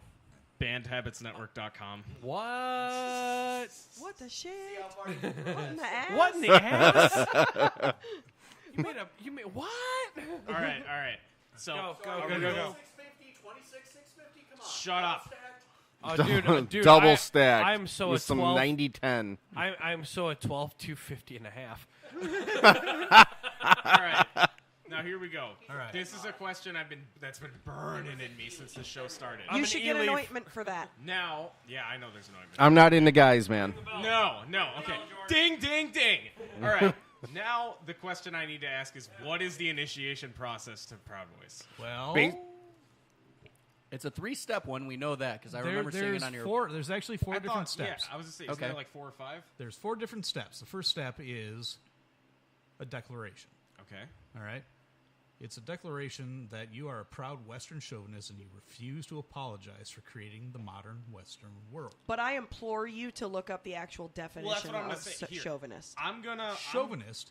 Like, everybody wants to get on this. Like, oh, chauvinist, that means that you're anti-woman. No, that's a male chauvinist. Absolutely not what a chauvinist is. Chauvinism is patriotism. It is loyalty. It is it's just not being in the back seat. If you are a patriot, if you are an American patriot, you're an American chauvinist. It doesn't necessarily mean that you hate women. That's a male chauvinist. It doesn't chauvinist. mean that you're putting them to the side. It doesn't mean that they're second-class citizens. As a chauvinist, you mean that you are proud to be X. So, we are proud Western chauvinists. Yeah. We are proud to be a part of Western culture. We're a movement. Yeah, we refuse to apologize for creating the modern Western world. Now, in that aspect, I refuse to apologize for being who I am. In my community, and this is getting to sushi, so we'll get to that in a minute, I'm a sadist. Equal opportunity sadist. I don't care who I got to beat on, who I got to electrocute, who I got to type. I don't fucking care. I'm also a daddy. Yeah? I love taking care of my baby girls. Okay, I cool. love them. Fantastic. Even if they don't love me, they just appreciate what I do for them. What I do for them does come from a place of love, and I refuse to apologize for that. How do you feel about living in a society that lets you openly express that? Thanks for the download. Okay, fantastic. But Western society allows you to do that. Cool. Cultural mores are fluid, if you will. Right. All right? But we live in a society that lets you do that. Fantastic. To a point. So Western culture has allowed you to engage in that and follow through on it and not necessarily feel castigated because of it. No, they do. Oh, no. In my community... In the community, especially, you don't. Especially in my community, sadists are kind of a special breed. Okay? Right. We are feared because of what we can do, because we usually don't apply emotion to what we do. Okay. And that is definitely what makes people afraid of us. Well, is the only essence of your being your sexual kinks? It is a major essence of my being. But is For it a the only? sadist, it is. For a sadist, I derive a bit of pleasure from the things that I do to other people. Well, you identify based upon your sexual kinks, then. I also identify as a strong male human being who enjoys taking care of his friends, his family, his sister, and his brother. Okay. And we would be accepting of that. Yeah. It's not about what you personally believe. I mean, we accept everybody of any thought process, any belief, any religion. Okay? So Proud Boys would take a proud girl? There are proud girls. Yeah, there's a Proud Boys girl site, yeah. Okay. Yes. Yeah. Fantastic. No matter what you believe, as long as you have the common end game in mind that we have. Which is the 10 basic thoughts of, minimal government impact, pro-entrepreneurship, et cetera, et cetera, et cetera. Pro-housewife. Well, just pro-lifestyle. If you don't like it, fine. Change the channel. Let people live. Think about it. Go back to the 50s and 60s. Look at all the old TV shows. Leave It to Beaver is a perfect example, okay? Those are the people whose backs made this country, that created the technology that we're using right now. Right. And we're the people that built this world. Where my community kind of balances out that is that we appreciate both sides of the equation. The woman who wants to go out, earn the money to provide for her family, and she just happens to have a man who wants to stay at home, take care of the kids, and take care of the household. Why can't the balance be there as well? The balance can be there. Yeah, we're not saying it can't be. We're saying that whatever your fucking beliefs are, believe what you want to believe. We'll be accepting of it, but don't fucking force your beliefs on us and say this is what you have to do. Because that's not what this country's built on. This country is built on free speech, free thinking, entrepreneurship. So your big rule number one is, if you don't like it, congratulations, welcome to the USA, change the channel. Not necessarily. No, not at all. No, change the channel as in, fine, let it be. Live your life. Well, Let them live there. let's tie it into the Muslim equation that's going on right now. Right. Okay, you want to be a fucking Muslim? Go be a fucking Muslim. Yeah. But just because you are a Muslim, don't say that I have to respect your fucking rules and I have to live how you live and abide by what you believe in. I mean, we To can go each ahead their and, own. Exactly. Well, yes. Bingo. At the same time, I refuse to coexist with people that want to behead me just because I am a white, vaguely Christian male. Right. All right? If you're taken to the point of extremism where I deserve to die for having my belief, I mean, what would happen if I said that you need to die for your belief? Right. And pardon me, maybe I didn't explain it well enough. Change the channel does come from my community to where, all right, there are a lot of people in my community that think what I do. My favorite kink of all is interrogation. They think that way too extreme. They don't like it. They want to castigate anyone who does it. There are other kinks out there that are equally shamed upon, I shall say. However, we appreciate that if you don't like the kink, change the channel. Fine, just let them be them. You don't need to take up arms against it. Say, no, fuck the interrogators. Fuck the guys who needle plague. Fuck the kidnappers, et cetera, et cetera, et cetera. Well, now you don't need to necessarily indulge upon that, right? You have a choice. You have a freedom of choice, right? Right. I'm sorry. You have a freedom of choice. You can go ahead and choose to disengage with whatever you want, right? Right. Well, the second that we have higher powers telling us that we need to engage upon this and it needs to be open and accepted, isn't that just a breakdown in the system? Yeah. So you have your proclivities. Right. You can choose to do whatever you want, and that's fine. That's well and good. And but here's my question. Mm-hmm. Say in something like Maoist China or communist Russia, if you wanted to be outspoken about that, would they have given you that option? Hell no. And that's Hell where no. part of so my you community... live now in a westernized nation that gives you the freedom and the opportunity to do what you wish. Does that make you happy? Fuck yes. And Are this you is where satisfied with that? Yes. Are you proud of that? Fuck yes. Are you going to apologize for it? Hell no. Then we have a like-minded... You're a proud Western chauvinist who refuses to apologize for creating the modern Western world. I refuse to apologize for being a sadist. I refuse to apologize for being a daddy. I refuse to apologize for being a formerly sociopathic, although still slightly psychotic motherfucker who just happens to enjoy a few things in my guitar case. Then we're all on the same page. Hold still. Are you a proud Western chauvinist who apologizes for creating the modern Western world? I apologize for nothing. The rest of that I agree with. Welcome to the Proud Boys. Thank you, sweetie. I thought there was a 4-part. All right, yeah. Well, there is. Now we get that. Okay, so we've got on to the first part. I'm fact-checking Wikipedia with this, by the way. That's why I asked. He's gotten into the first part.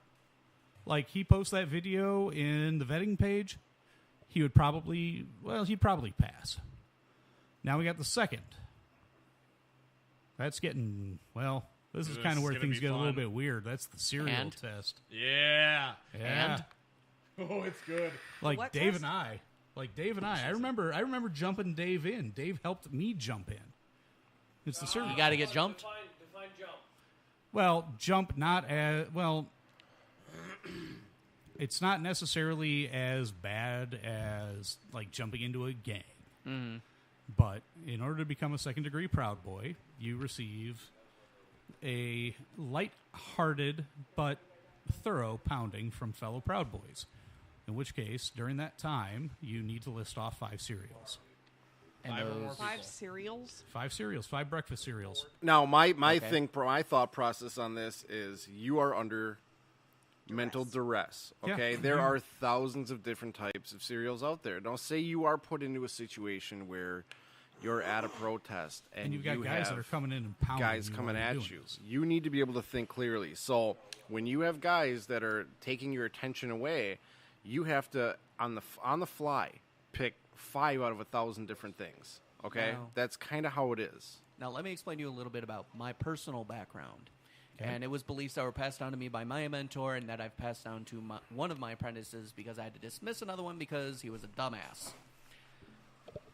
We never practice on anyone else what the worst case scenario has not been practiced on ourselves. I have been interrogated by my mentor. Sure. It fucking sucked. Let me give you an idea of his kind of favorite story as far as interrogation goes. This particular lady said, all right, interrogate me. It's like, okay, I'm going to interrogate you for your password to the fetish social media page. On your fetish social media page, I'm going to not only put as a status, I was interrogated by the Lord, I'm also going to change your password and give it to your dom, and he will give it back to you at a time of his choosing. Okay. What he did was he took a drill bit attachment, your classic brush that you'd see around Johnny's shop here, your buff pad. Yeah. Oh, yeah. He took the buffing wheel out and put in leather straps. Attached it to a variable speed drill. Put it at a 2 out of, say, 10. And put this on this lady's thigh. Not her back, not her chest, not between her legs, not anywhere particularly sensitive, on her thigh. Essentially the dullest part of the human body, right? 45 seconds at best. It took her to realize that it was a measure of her willpower versus the electric bill. The electric bill won. My mentor interrogated me, and I won. 5 breakfast cereals? Give me 10. All right. So let's see. Actually, tell you what, give me 5 just because my memory sucks. All right, so we got 6 other people that would go ahead and pound on you to scream out 5 breakfast cereals. Easy. Easy, Hammer. I like fisting, am I right? So, hey, my only rule, pants stay on, okay? Well, I mean, we have rules for it. Like, we're not going to hit you in the head. We're not going to sock you in the face. We're not going to kick you in the junk. Okay. All right, it's all upper body, and you have to list out your 5 cereals. Some guys, it's 2 seconds, 3 seconds. It's easy. Okay. This isn't a 5-minute long thing. I mean, here. Mine out of our chapter was probably one of the longest because I like it. Yeah, okay, I used to be a fighter. I was the number 2 rated amateur fighter. How so? Fighter. MMA. Oh boy, you want to wrestle? You don't want to go with me, boy. Let's wrestle. I will fucking throw you into Chicago. Come on, Meow. You don't need to do that. Before the accident. The accident is what made me like this, okay? I come from abuse. I come from a lot of training. Mhm. I had a lot of angst growing up. I did a lot of shit that I wasn't proud of, and I did some work for some bad fucking people. Let me give you an idea as to the background that I come from. My grandfather was various kinds of special forces. His goal for my entire family, because everyone in my family is served, his goal was not only to train everyone who wanted to, but specifically the boys, just because he was that way. Didn't apologize for it, he just was. He wanted to put them through a version of boot camp that would make the real world seem easy. The week before Hell Week, we went on a camping trip up north. I love this story. Had me go out into the woods, find our camping site while he unpacked the car. I found the site, walked back to him, the car was gone. Took me 3 days to find my way back home. That's a survival skill. Yeah, I mean, would you like a ribbon? No, not particularly. We get you one. Cool. Thank you. I It's was like one of I was Eagle Scout It's after like that. one of so, those ribbons and where you get for See, reading a I certain missed amount my of books. my community service project. Oh, there Oh, he goes. boy. Woo!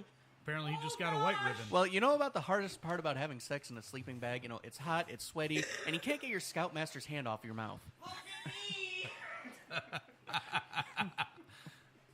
Well done. I like that. I'm gonna have to use that one. It was a comedian off Comedy Central. You're welcome. Well, that's fair. I appreciate yeah. Hey, man, who doesn't love a child molestation joke? Am I right? Well, I mean, there was that one joke that got me a death threat on our group page that Wholesome rescued me from. See, I'd how love do you to hear it. How do you take a 4mm hole and make it to an 8mm hole? How? Get a Catholic priest out of the boy. See, you know what one of my favorite jokes is? What's the difference between a woman and a refrigerator? Ooh. The more you slam the refrigerator, the less she complains. Nah, man, when you pull your meat out of a refrigerator, it doesn't fart. Oh. All right, so Butt sex joke. get Hey, jumped, indeed. 5 cereals. Next. Okay. Well, Next next would be right here. Dave is a third degree. I am a Take a third look. degree proud boy. He's a third degree proud boy. He's Tatted got it up? tattooed on. Now, does it have to be loud and proud like that, or can I work it into an actual design? You Just can work it because I into a am design as artistically long as inclined. it's some people don't even put the Proud Boy tattoo. They do Uhuru or Yeah. our symbol is What the is fucking Uhuru? rooster. Uhuru is freedom. Yeah. Okay. It's Okay. Swahili for And- freedom. Okay. And it's how we generally greet each other. Like, I see Dave out on the street. Actually, no. I'm going to use a real-life situation. One of the Proud Boys of our chapter is he's a friend of mine. He is a bus driver, and he comes into my cul-de-sac. Mhm. So every time that I'm coming home from work and he's dropping somebody off, I roll down my window, I yell Uhuru, he yells Uhuru, and just that it's recognition of one another and it's freedom. It's a celebration of who we are. You'll also hear us say proud of your boy because we are proud of who we are. Proud of your boy. I don't apologize for anything. I don't apologize for who I am. You know, I'm proud of my boy Andrew right here, Rooster right here. I'm proud of my chapter. I'm proud of the Chicago boys and everything they're doing. And, like, it even comes down to the simplest thing. Like, say Dave needs some help moving. Mhm. He goes ahead and he posts it on the Proud Boys, and he knows that he's got a dozen people in the area. They're like, hell yeah, man, let's go ahead and haul some boxes. One of my boy that drives the bus, Jacob, like, he needed some help moving some desks. He put it up on Proud Boys, and 4 of us showed up to move a bunch of shit because his wife is, god damn, man. Have you know Jake, right? Jake Zalewski? Oh yeah, I Yeah, just dude. saw him today. Yeah, like, actually. dude's wife has got to be at least 11 months along. I mean, So I just got some news. We'll Okay. talk about it more on Blown Pistons tomorrow. But September 15th, 2017, GM and others. You guys are familiar with the GM plant in Janesville? Sorry? You I guys am, yeah, I familiar know with where the it is. GM plant in Janesville. Yeah. They just announced a buyer for it. A St. Louis company has bought GM. Is and going to buy. They're going through the they're- 45-day yeah, due diligence 75. phase. 75. Oh, that was all right. Yeah, Anyway, so 75 they're days due saying up to diligence. like the end of the year, and they're going through it all. But right now, from what I've gathered, they're gonna clean it up, and they're not hoping for just one buyer, but multiple industries to fill it out. Well, it's a giant fucking plant. It's about 1 million square feet. Yeah. Damn. A million. That's underselling like one line. Yeah. And they had at least half dozen. Yeah. So that's thanks. Emphasis on the whore. Hey. Hammer. That's his shirt. You almost got cock punched. It's all right, man. So, all right. Fucking Dave. Inked up. Next. Well, okay. Then, so we've gone to the 3rd degree. You went ahead, you got your tattoo. And then there's the 4th degree, and that is kind of where things get a little bit... 4th degree's the best. I mean, you mean I guess, 4th degree where you kind of have to go get interesting with the actual enemy? Yeah. The extremists who are essentially destroying the nation because they refuse to listen to anyone? All I'm saying is that if you're running, like one of the things that we do, one of the things that Dave has done, the entire reason that they went down to Chicago a few months ago, or a few weeks ago rather, was to provide security for Tommy's wife. Mm-hmm. We take care of our own. We support our own, and we do what we can to make sure that they are safe and sound and taken care of. So when I'm saying going over there and helping a dude move a desk because it's going to aid in making things easier for his wife to get around while she's 11 months pregnant. Yeah, I know. She's not 11 months pregnant. It's just like she's so far, right. I'm She's being radical. far along. But the simple fact of the matter is that when it comes down to it, when we need to, we provide security. So, all right, let me give you an example because I'm kind of seeing a bit of an analogy here. Okay. Our 2nd and 3rd rules don't quite apply, but they do mesh in with your rules. Our 1st rule, say what you own what you say. It's kind of similar to your declaration. Say what you own. I'm a proud boy. Well, own it. Our rule 4, don't fuck with a bad habit. Defend them. Be with them. Support them. Do not fuck with a proud boy or any of our family. Well, it doesn't have... If you want to fuck with a proud boy, go ahead. Fuck with a proud boy. Yeah, I mean, if you want to fuck with a proud boy, go ahead. We're not going to shy away from it. I'm just noticing a bit of a synchronicity there. If you kind of see where I'm going the same way. Continue. Hammer, the bathrooms are the other side of the building, damn it. Here's a big thing, man. You're not that big. Yeah. Well, here's a big thing, man. Like... Yeah. Yeah. And? That's not even foreplay to me. That's tickling. Yeah. That's saying hi to me. All right. Okay. Speaking of the whole fight, the whole initiation stage level 4 thing. Yeah. What happened with Kyle Chapman? Well, I think he went to level 8. Yeah. What Kyle happened Chapman, with the story behind that? Explain that. Well, I mean, Kyle Chapman, man. I mean, yeah, he's a proud boy. Yeah. He also is the founder of the Folk, the Fraternal Order of Vault Knights. All right, this guy, I mean, he is willing to put himself on the line. You haven't even begun for people to that don't write out necessarily yet. You could care. take that for days. Okay, his big thing. And your I mean, he Bluetooth is is on, by the being a bit of a guardian, a bit of a shepherd. Okay. He wants people that go into these rallies. Yeah, you haven't even begun to He write wants out. Your people that are Bluetooth's going to on. go ahead and be willing to dedicate to the same level where he is. Nice. So, being I see it. the person that steps into the way of violence as tell a you means stories, of protecting people that may not necessarily be willing to I'm pretty sure we get along lay just it fine. out. Oh, wait, we already do. He's looking for people like that. He's looking for defenders. He's looking for people that don't want to necessarily go out there and commit acts of violence, but people that are willing to intercede. Right. People that want to stop this, because he understands going out there and committing acts of violence versus committing acts of self-defense versus being victims. Committing acts of self-defense is going to be the far better way to do it. Yeah. So, the Fraternal Order of Vault Knights, the Folk, and Kyle Chapman, Base Stickman, he is doing, I think, very good work. Is he a bit incendiary as far as his rhetoric is concerned? Yeah, absolutely. But I think that his intentions and motives are pure.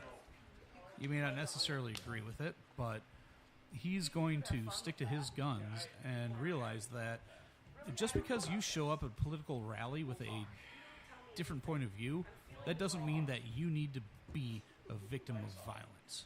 Right. And he wants to stop that. Yeah. He's idealistic. And quite frankly, Kyle Chapman is the reason that I got involved in the Proud Boys. Okay. I saw the Bay Stick Man. I saw the first time that he went ahead and put it down. Yeah. It was him breaking a stick over somebody's head. Yeah. It sucks that person had to suffer that, but at the same time, that person wanted to commit an act of violence. He wanted to injure somebody. And that is just such a complete breakdown of human society that I can't possibly stand behind. And you know, when I asked you, when I was thinking about asking that question, I was kind of worried that you weren't gonna have much to say about it. Oh, but I'm impressed that you did, and the fact that you knew so much about it too. We stay on top of our stuff because we have to be ready. Like, That's the really media good, yeah. portrays Like, us as just exactly. Satan, and that's So, the farthest from like the truth. the vape community. For instance, my Hammer and I did a bit of a road trip the other day. See, every time he says up to vape, one of our it's just sponsors, like, I gotta just like shut out. and my aunt was just all over that, like, "Oh my God, I can't believe you smoke. You know, it's dangerous for you, et cetera, et cetera, et cetera, Yeah. et cetera." Yeah. And it's like, no, it is not smoking. And I listed off, our defended vaping and defended why I vape. All right, I've never. Dudes, your guests. Next time you need something, ask our prospect, Yeah. please. No, I understand. He's here. Trying to be a man. He's too cute, though. Didn't he suffer enough on the moons of Endor? No, he has not. This little Ewok needs to know what it's like for Chewbacca. He hasn't bit the pillow yet.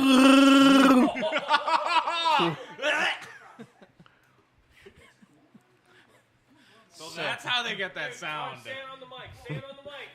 Rooster, on the mic. Hey, man, it's really cool that you guys got a prospect and everything, but I'm a self-sufficient grown-ass man. I can kind of take care of myself to grab a bottle of water. Yeah. Oh, we love you just a little more, sweetheart. Say it, Cody. Here we go. Here we go. Here, Cody. Like, I'm being castrated for the fact that I just grabbed a bottle of water. Damn right you are. Well, what do you want me to... Like, I don't expect you to Wait a fucking... minute now. Just fucking with you, man. What? I don't expect him to fucking, like, call... If you are a grown-ass, self-reliant man, Yes. Here we go. what do you Here expect we go. your housewife to do? Anything that I would be willing to do. Take out the garbage, clean dishes, clean the bathroom. That's all stuff that I do. It's all stuff that she does. She is my equal. Okay. She doesn't necessarily have to go out and do some of the grungy shit that I do. I'm not expecting her to get out there at 5 o'clock in the morning, being fist deep in a welder. Make me a goddamn sandwich. Hey, man, if my wife wants to make me a sandwich, awesome. Here's the thing, though. I've got a very expensive You better culinary earn that degree. fucking sandwich, boy. I'm going to make her a fucking sandwich. Like, it's now, like, oh, you made me a sandwich? Well, it's fucking on. I'm going to make you a sandwich. It's going to blow your fucking socks off. Like, Which is kind of where my lady love goes in, is that... Well, shit ass I can, man. I'm going to fucking make a sandwich so good that she's just going to want to go ahead and, do naughty things to me. That's kind of one of the things that my lady love kind of does, is that she does so much, she accommodates so much, she just asks that she's appreciated. But the second it's expected, holy hell. Well, here's the question. Here's the thing, though. If my wife decides to make me a sandwich, fucking great. I'm going to love the shit out of that sandwich. You appreciate her for it doing could be bologna and fucking mustard on white bread. The fact that she took the opportunity, she took the time, and she did something nice and sweet for me, right? I'm going to love it. I'm absolutely going to love it. Right, like one time... I mean, who the fuck wouldn't, man? It's not even just sandwiches or housekeeping. I mean, my wife is a stay-at-home mom at the moment. Yeah. And I like it that way because I know my kids are safe. I know they're being right. That's venerating her. And, also it goes back to no wanks. There's the no wanks things, like no masturbation. Why? Because... think about it. You whack off, you lose your sex drive for that day. That should be something that is cherished for your wife. Well, also, if you whack off, man, I mean, you are I mean, support her so you guys can if I can actually go ahead feel and go off always in the well, if I mood, go on off a bit of a different tangent, man. I know like, guys that don't need to. If you are whacking off to somebody that isn't your wife, I mean, you're expressing a sexual drive for somebody that isn't your wife. What about those of us that are polyamorous? Well, once again, going back to I don't necessarily support your lifestyle, but you're welcome to it. It's, okay, you're polyamorous. Fantastic. If you want to whack off to somebody who isn't necessarily your wife of the day, fantastic. Oh, no, you see, there are others who have a what we would call an anarchist polyamorous relationship, where pretty much anyone's allowed to fuck anyone and they just don't care. In my particular instance is that... That would be fine as long as it's no wanks, though, okay? Because part of it, too, is we want our mentality, our thinking. We want that bred into our children for them to raise up the same way. Where my adventure in polyamory began was with wanting to fill in certain gaps in my relationship. Well, you're... All right.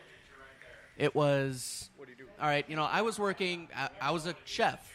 Line bitch, just like you. 16-hour days were a short day to us, right? Well, I mean, saying line bitch is a lot different from what I do. I am a line king. Right, but you understand that particular point in life. I understand the point that you're making. Right. And but, I mean, so, we kind of... you're willing to accept any lover that comes your way, I was unwilling to accept any job that comes my way. I specialized. And if I specialized by becoming I married... eventually did, too, but we all went through that point. It was... we've all been at that point. Well, at that point in my relationship, we kind of realized it's like, look, there's no time for us. Our schedules just didn't sync up at all. And it was to the point of, it's like, okay, well, we don't want to break up, but at the same time, we have particular needs. Okay. And so when those needs happen, and when we do happen to be together, and yes, we can organize that shit, at the same time, what happens if one of us just isn't available? It's like, okay, well, then you're going to get that need to go outside of your relationship. Well, why not include someone in your relationship that both of you can get along with? As long as you're not wanking it and you're saving your seed for those people, there you go. No fucking problems. Exactly. It's a person that she can trust and I can trust and that can trust both of us. Yeah, see, I refuse to share. And I'm the same way. Everyone I has mean, a your particular lifestyle, there are folks who are more monogamous. power to My you. lady love is currently monogamous, but I'm still going to support her in every decision she makes because I do love her. Okay. Absolutely. Meanwhile, you're going to go ahead and do whatever you please? Essentially, I would like to actually have a relationship of my own someday, but so that doesn't mean yourself that are not my monogamous, love in and even of though somebody's itself... going ahead and devoting themselves to you. Right. And you're unable to pay the same respect. Oh, no. I can. Because she is monogamous, or she Okay, is currently you in a can, monogamous relationship. You can, but you don't. Let me reiterate, because I'm pretty sure I probably crossed over myself at some point, and I really hate being proven wrong. Okay, I'll hear you out. No, he did. Who took pictures? She is part of a... She is also kind of polyamorous, but at the moment, her and her fiancé are monogamous. Okay. As in only sex, only love between the two of them, although they are allowed to express the emotion of love to multiple people. Okay. Not physically, but emotionally. All right. At that point, I'm similar to them, and is that I love both of them. I love that I can provide certain things for her. My sadist streak. That I can help care for her. Obviously not in the literal biblical way, but etc. Now, I want to also be able to provide that. I want that same style relationship, maybe not necessarily monogamous, but that same someone to come home to for myself too. You kind of understand? Well, I love you, sweetie. To me, it is so just absolutely convoluted. I don't understand. Essentially, it's having multiple relationships. Quite literally having multiple relationships. Well, why would you do that? Because because you have certain gaps. You need. It's not necessarily about having multiple relationships. It's acknowledging how you feel about all other people. Oh man, that's all well and good, but the simple fact that doesn't mean I'm going to go out and fuck 30,000 fucking people. I mean, Jesus Christ, I'm only one man.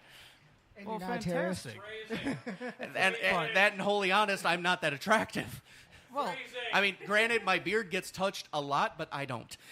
I mean, a little Molly Here's the Percocet, thing, and that you might works be for all right you, in the right light. I mean, that makes you happy. It makes you satisfied, and if that's what you want, fantastic. Right. See, the thing is that I love my wife. Exactly. I don't want to violate her trust. Exactly. And she has absolute trust in me. Right. And I have absolute trust in her. Bringing a third party into this is so needlessly superfluous that I couldn't... so needlessly unnecessary. There you go. Thank you. We are not perfect human beings. Mm-hmm. And that's what kind of like, you know, like every teenage boy wants that threesome, you know. Well, but like, right. or like now I'm an adult. I've you know, obviously I've done research. And I mean, it's you like, guys, and I'm with him. like Honestly, you know, a threesome that's is fair. kind of, you know, it's an idea in that I've never actually had it before, but at the same time, it's not necessarily something that I want. But You know, it's a big I don't thing, want man. that either. you guys are know? just on two different wavelengths. I mean, I'm on Rooster's wavelength. Like, I found my one and only. I love my wife more than And I'm anything. She's open- given me a That's what I'm family. saying. Fine. I have no problem with what you're doing because, I mean, And you do I what am you do. There's a whole open- religion dedicated to that, too. Right. Polygamy, you know? Right, and That's I'm just open a way to of monogamy. thinking. I would love to have that absolute love that I can just shut up the rest of the world, say, fuck y'all, I'm with this girl. Well, here's the thing, man, is that everybody wants to call me out on this because I am needlessly dedicated to my wife. And I love you for that because that absolute love, that absolute trust is something that I have with my lady love. I currently don't have it with anyone else because I haven't met that person yet for the exception of her. Well, can I get a little bit meta here? Sure, be my guest. Because Is we've this kind of crossed a from very respectful and, I guess, fruitful conversation that we're having. Yes. Now we're at stage one of the Proud Boys again. Exactly. That's what we do. We don't really care, man. So That's take it the around. thing. We don't care. Yeah, like you want to go ahead and About you want to be that kind of stuff. polyamorous, that's fine. I mean, for me, However you approach it, as long as the end game's the same. yeah. But, And, you know, if you're not- Appreciate all life. You guys are- Educate. and if you you guys ain't are talking taking about, like like- 10 minutes out of your day to going ahead and giving yourself a low five, well, so be it. I don't even fucking do that, man. Like, Yeah, man, you Just guys because you guys were I'm- talking about like Just finding because half the your- time I'm so goddamn busy, it's ugh. You guys I were get talking that. about like finding your one and only. Like I was married for 7 years. Unfortunately, she had cancer and she passed away. I'm sorry to hear that. Sorry to hear that. Leaving me two boys. But you know what? I'm dating, actually engaged to a beautiful woman right now. The second day I dated her, I'm like, we're gonna get married. Here's the thing, man. I met my wife on World of Warcraft. Yeah. Hey, I mean that's. I mean, that was the way that we. Did you I get met married mine on in an online Warcraft, RPG though? in college. Well, I met my ex Did on you an get online married RPG in college. Warcraft? We did get married in Warcraft, but we also got married legally a few years later. I met So- my That tickles his geeky ex heart. of 12 years on an online RPG. Well, you know what the crazy thing is? She was Horde. I was Alliance. Somehow, Oh, what'd you do? Meet in Romeo and fucking Alderaan Juliet, Valley? perhaps. well, I don't want to say Moonguard, but Little- Moonguard. Little Romeo and Juliet. You there. get it. A little bit, yeah, but I mean, I played WoW for like 5 minutes. Well, and I'm at like, least you this guys is were on the shit. same server, right?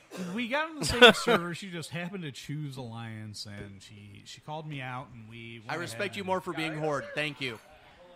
It You know, is what fuck it the is. good guys. Well, I mean, she played Horde for so much of her life, and God bless her, she went ahead and converted for me.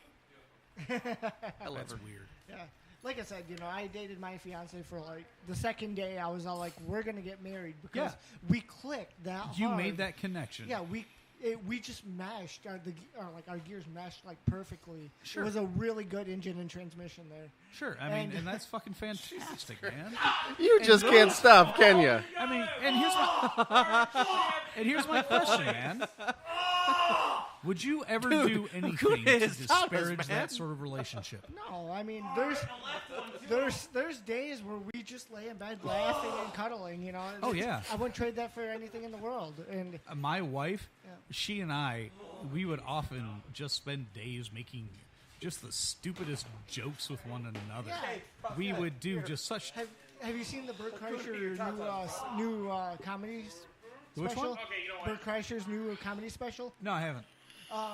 There's a little bit in it where he had he was talking about that perfect moment with his wife in his bed, and he actually had that talk with himself where if he felt like he was going to get hit on by another woman, or whatever, he would just be like, I don't cheat on my wife, and that's it, See, that's awesome, man. And, if you find it, it's called The Machine. It's I'll have to check that out. My wife, here's the crazy thing is that we spent a good portion of this time discussing the Second Amendment, discussing firearms. I didn't own a firearm until I met my wife, and all of a sudden things became a little bit more realistic. I had something to defend. Right. And and you know what? It's over in my head, I keep thinking of how shitty I was to my fiance or my wife at the time. I treated her, or I should have treated her better, to be honest. Yeah. I was a fucking whore. I wasn't exactly faithful to her, but there was a bit of you were a little bit selfish. Well, right, exactly. That was it. It's, we're 19 years old, Sure, yeah. So we already had a kid by the time, or she just turned 18 and she had a kid. Okay. Granted, it was because her mom had cancer, passed away a month before he was born. Oh, man. But, cancer ran it, and then so, like I said, I should have treated her better. I looked at this relationship that her and I are in right now. Yeah. Completely different. I want to spend time with her, whether I did, when I was with my wife, I didn't want to do that. I was working all the time. But absolutely. Now it's I want to spend time with her. I want to be with her. I want to be there with her. See, that's the thing. Is you know what? Call this 7-hour job a 6-hour and finish it in the morning, by the way, so asshole, her and I can go that out was to Hammer dinner. that did that, not me. Yeah, you still Hammer deserved the dick punch more than I did. Hey, you drew the bigger dick. Your prospect. You took one for the team. Thank you, Michael. So what do you think? Call that third one? Yes. Well, yeah, talk to him about. She's also my fiance here now. That she's also the one that pushed me into the shop here. Cool. Because Talk to Zert. Yeah. When I first started detailing, I was planning on doing a mobile setup. But if you don't know, the pain in the ass about mobile detailing and having kids is my day-to-day routine would look like anytime I had a detailing job, I would have to unpack my kids, pack up for the detailing job, go to your house, unpack, do your car, and then pack up my equipment back into my truck. Yeah. Get paid, go home, unpack, pack up my kids. You've got 2 hours of unpaid labor going into that. Yeah, pretty much. And that's just that's hard. So, I mean, how do you adjust to that? So anyway, it just sucked. That's rough. Suck, man. And I was only charging $100 a full detail at the time. Yeah. So I was just trying to get my name out there, trying to get getting their name out there. You were trying to get your service done, exactly, and you paid whatever fees you needed to just kind of get the ball rolling. Exactly. And that's you probably took a little bit of a loss on that. I would imagine. Probably because I had a couple of customers out in Eagle and North Prairie. Sure, that's 45 an hour, half-hour drive. Yeah, I mean you figure transportation and fuel prices into that. Yeah. And I think it's really cool that you went ahead and you parlayed that into your own business. Well, this is fantastic. The reason this happened is because a friend of mine really this guy's a brother to me. Yeah. He goes, hey man, I have a shop here. Yeah. Come, as long as you detail my stuff, you can store your chemicals here. You can detail out of here. Heated, air-conditioned shop. Lovely. If you never ever worked on a car and air conditioning is the most peaceful, most blissful thing in the world. Man, I got to tell you, my father is a private pilot, and he bought himself a hangar that had air conditioning. And I like to work on my car and everything, but one of my true loves in my life is my motorcycle. Right. So being able to go into an air-conditioned hangar to work on my bike is fucking fantastic.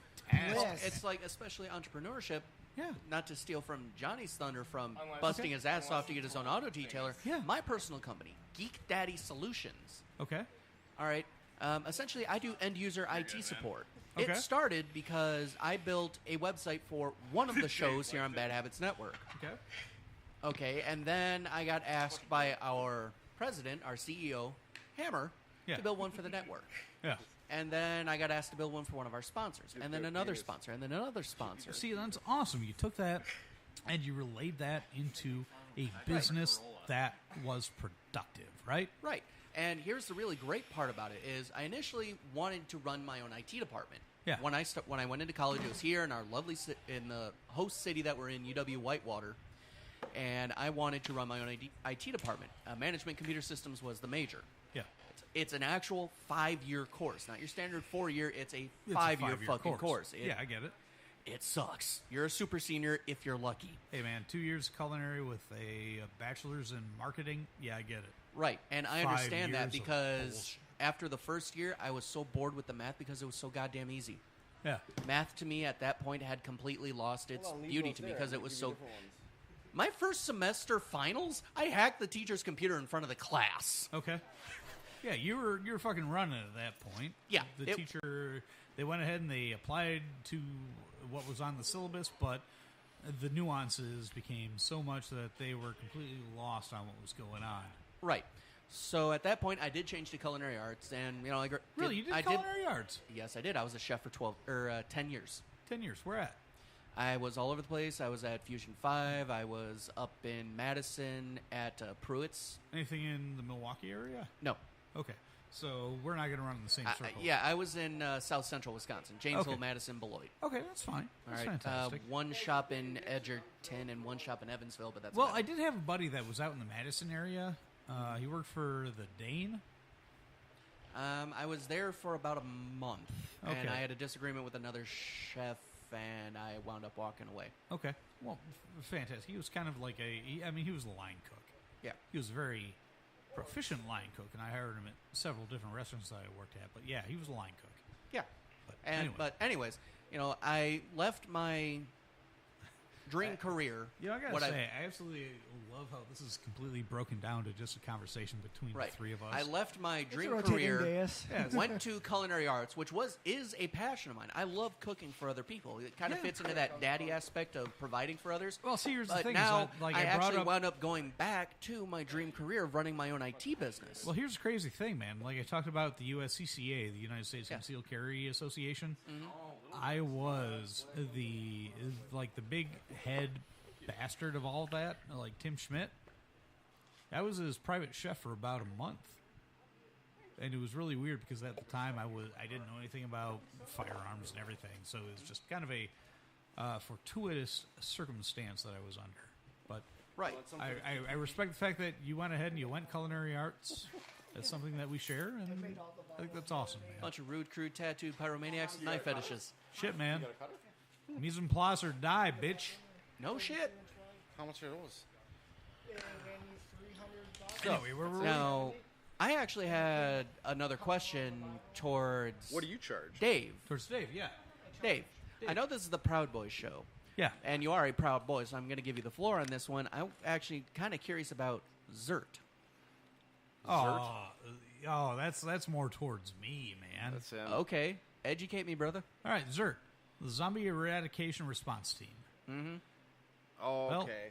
if we want to go ahead and put it in the simplest of terms, it's a bit of how to survive in a zombie apocalypse, and the term zombie apocalypse applying to any sort of apocalyptic change in the government and the social weather.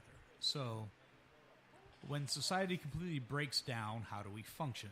It has more to do with sharing things like how to grow a garden, how to set up a house, what armaments are required. So it's RPG meets preppers. It's essentially that, yes. Like, a lot of them are preppers. And,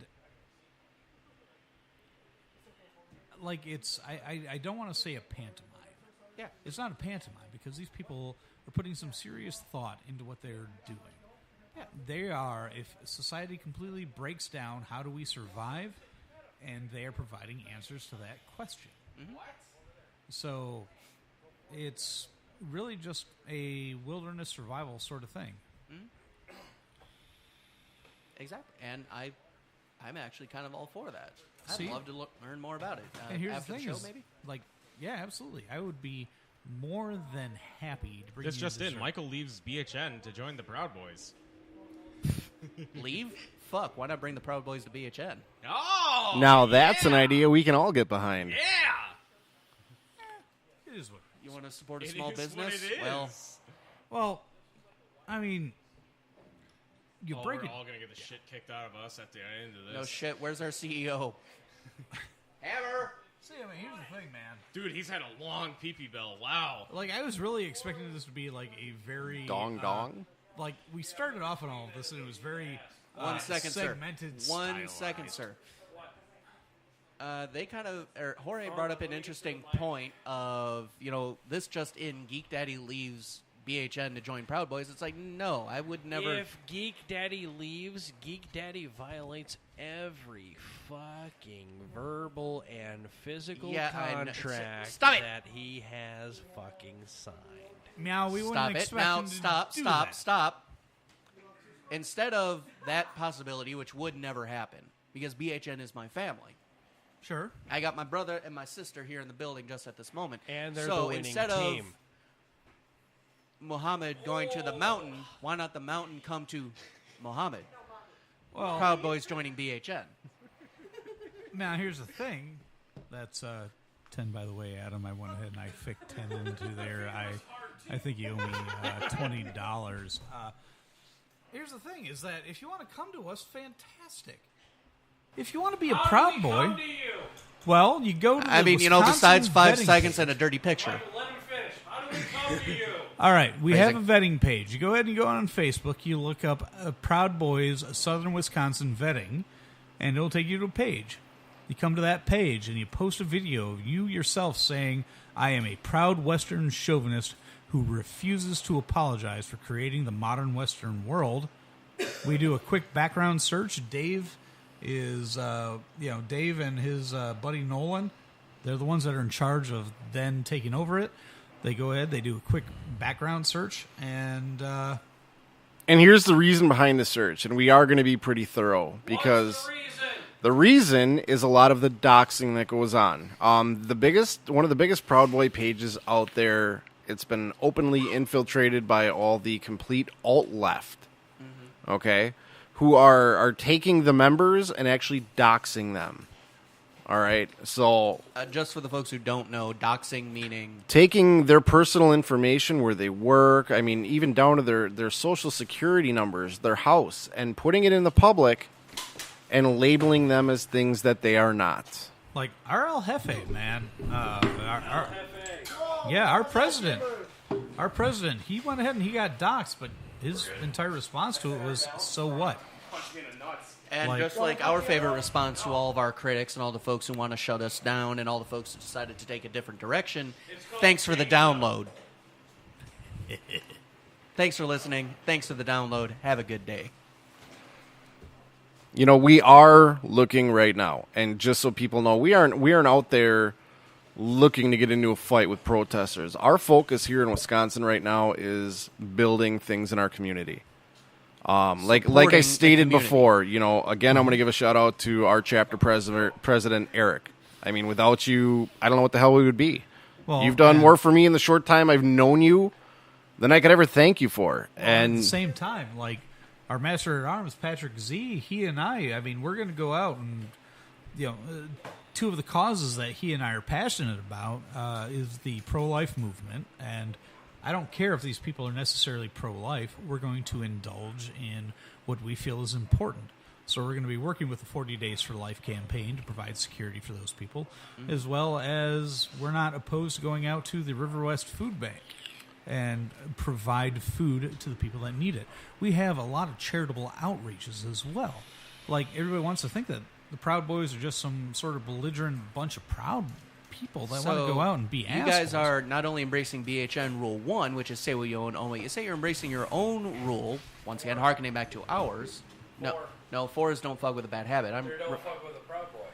Oh, no, because there's I believe it's your Here we go. 7th rule. I could be wrong in the actual number, but I know it's in there. Support your community. Support what you're proud of. Right? Why is that a bad thing? It's not a bad thing. In point of fact, you guys are owning it, and that's just fan-fucking-tastic because I do the same thing for my community. Well, I mean, you take a look at everything that's going on in Houston. You take a look at Hurricane Irma going down in California. Yeah, hold on. Let's touch base on that. Like, that was something we just so many Proud Boys from all over the United States, over the United States, multiple chapters have gone down to Florida. They have gone down to Texas, and they have been big, big contributors to the relief and the rebuilding effort. And you know what the media says about them? Jack shit. Nope. Absolutely. They say white supremacists. Tearing it down. Yeah. That's not us. How can you call it, how many For one, of you're our not African extremists, too, you're American not white all white. supremacists? I'm sorry, that just doesn't fit the mold. Yeah, I mean, for one, you're not extremists, so you don't fit the supremacist part of that. Two, you're not all white. I mean, there's not exactly a Mr. Bigsby harkening back to the Chappelle Show on that one. And let's face it, like a lot of the reason we are being labeled, a lot of the reasons we are being labeled the way we are being labeled is because the majority of us are Republican Trump supporters. Let's just face facts. Like- Okay? Just because of that is why we are being labeled what we are being labeled. We don't necessarily believe that white guilt is necessary anymore, or that it was ever necessary. Like, here we are, 150 years after the end of slavery. Like, Oh. okay, I didn't. No, it say just that. went multinational. Yeah, It went But no, I mean, corporate. the simple fact of the matter is that we're less concerned about race and color, and more concerned about towing the line. There's shit that needs to be done. So essentially, you're dumping the old business. It's like, yes, it's done. Let's move on. Let's get everyone together and support each other about the shit that's really fucking with us. Big government, people not owning their shit, etc., etc., etc. Let's get back to the older values that built this fucking country. I just Right. I just realized something. Huh. Michael is interrogating you guys. Fantastic. We knew that was going to happen. These That's questions. wow. He's Captain asking Obvious, questions you are and on he point. has to Playing answer. into his fetish. That's fantastic. Hey, if Well, that's what that gets is his the way rocks Midnight off, then Sushi you're should welcome. be. Oh, we're doing an SFTB midnight sushi. Uh-huh. There's a reason we're going to extra hours, man. We're over. I know by now we're over 2 hours. Oh shit! Yeah, we are. Holy We're over fuck, 2 we're hours almost right now, 11 right? o'clock. There we go. All right. Well, that's fantastic. Let us know at the 2.5. We knew this was going to be a good show. Well, We knew what we were getting into coming here, and we knew we were going to have some tough if questions. nothing else, it was going to be controversial. But That's it doesn't, good. doesn't That's change the fact good. that That's what BHN does. That's what SFTB is famous for. But is our asking the whole questions. point, What he's just not so telling it's you is clear, that your chairs are Like- rigged with electric devices. see, I'm saying that. our whole No water on the point, ground. It He wouldn't wants to ground out play a right. game. Dude, for one, they're wearing rubber-soled shoes. Two, there's no water on the ground, so it's not archery. Come on. and you guys can't see it because we're on the radio, but I am wearing my Fred Perry. Yeah. Okay. He is wearing no pants. Yeah. Well, they are pants, they're just assless. Assless chat. Hi, honey. God damn it, where's the microphone? You got it. We are happy to be on the show. Like, We do want to thank Hammer, Geek Daddy, all you guys. We are. You're doing what we expected. You gave us the We tough questions, and love you, we're Josh. trying to put ourselves how we really are. We're trying to show that we're not the assholes the media portrays us as. Right. Yeah, you're we're not just- going to shy away from that. You're just good old wholesome boys. We're just good old wholesome boys. That's Who right. just happen to Wholesome get ruined ruined. me. You like being No, offended? You know where to go. Hit up Hammer. He'll show you the door. It doesn't even necessarily to be about being wholesome. I mean, it has everything to do with the fact that we're just people. Like we're caught in the left-right battle as much as anybody else. We are. And that's the thing that a lot of people are trying to do is they're trying to put you into one of two categories And because the that's thing kind of the is- way the human mind works. But at the same time, you're saying Well, no. and they're failing, fan-fucking-tastic. so they're using propaganda. And what you got is you got a bunch of people that are speaking up for what they believe in. Well, that's And- just natural human reaction is that we react to the unknown by fear. It's like, okay, you're not Right. agreeing with us, so fuck you. So I'm an average white man, and you're scared of me? Your beard is less than average. You can go ahead and His be- beard is maybe 0.2 degrees less than mine, just because it's a little unkempt at the moment. Yeah, well, you can go ahead and be scared of me as much as you wish. The simple fact of the matter is that in a situation where shit hits the fan, I'm most likely going to be the first person to go ahead and try to make sure that you're safe. We had an issue the other night with a friend of mine and their ex-dom causing a bit of a scene just because I know how this gentleman's mind works. And I had approached my friend's fiance and simply said, look, worst case scenario tonight, take her to the back of the building. I'll handle the rest. It's like, no, you know what I've been. You know what I've been through. You know, former military, all that fun shit. It's like, no, you don't get it. Protect the lady. I got the rest. So, yeah, I agree with you. We're going to step in because we understand that there are so many different gradient shades of gray. Mm-hmm. And once everything becomes so completely convoluted that it becomes a black or white situation. Once people pick an extreme, they stop listening. Sure. And we're going to take your extremism and we're going to filter it through the way that we can. But at the same time, the only thing that we want is for people to go ahead and get along. You want people to just stop and listen. Take all of this political fucking bullshit. Yeah, okay. So now all of a sudden we're living in a world where we have a Republican president and it's the worst thing in the world? No, it isn't. It's not necessarily even the best thing. What it is, it's just a it's thing. a thing. One of my favorite quotes from Hamlet: "'Tis nothing good nor bad. Thinking only makes it so." So if you just remove the emotional bias from everything, if you remove the "oh my God, he's a Republican, he's a businessman, he's not a politician, he's going to be owned by Russia" and all that fun shit, it's like, yeah, fine, granted, you're right, he's owned by Russia. Congratulations, he's Vladimir Putin's butt boy. Guess what? Suck it up. You're living in a worst world case scenario, he's got SFTB. 4 years. You're living in a world where you're going to be crucified just for supporting a political ideology. We have a problem with that. And that's exactly the point, because at that point you are an extremist and not listening. Instead of saying, okay, well, fine, fuck him because of who he is, it's like, no, do your fucking research. You want to stand up against something, do your research. And you just nailed it on the head right there. Do your research. Everybody just wants to jump on a bandwagon and support a cause, whether they believe it or not. And that's a lot of what's going on right now. Right. Half these people that are Antifa, they don't even know why the fuck they're supporting Antifa. And here's the but thing, they're man. against us, even though they have the same beliefs we have.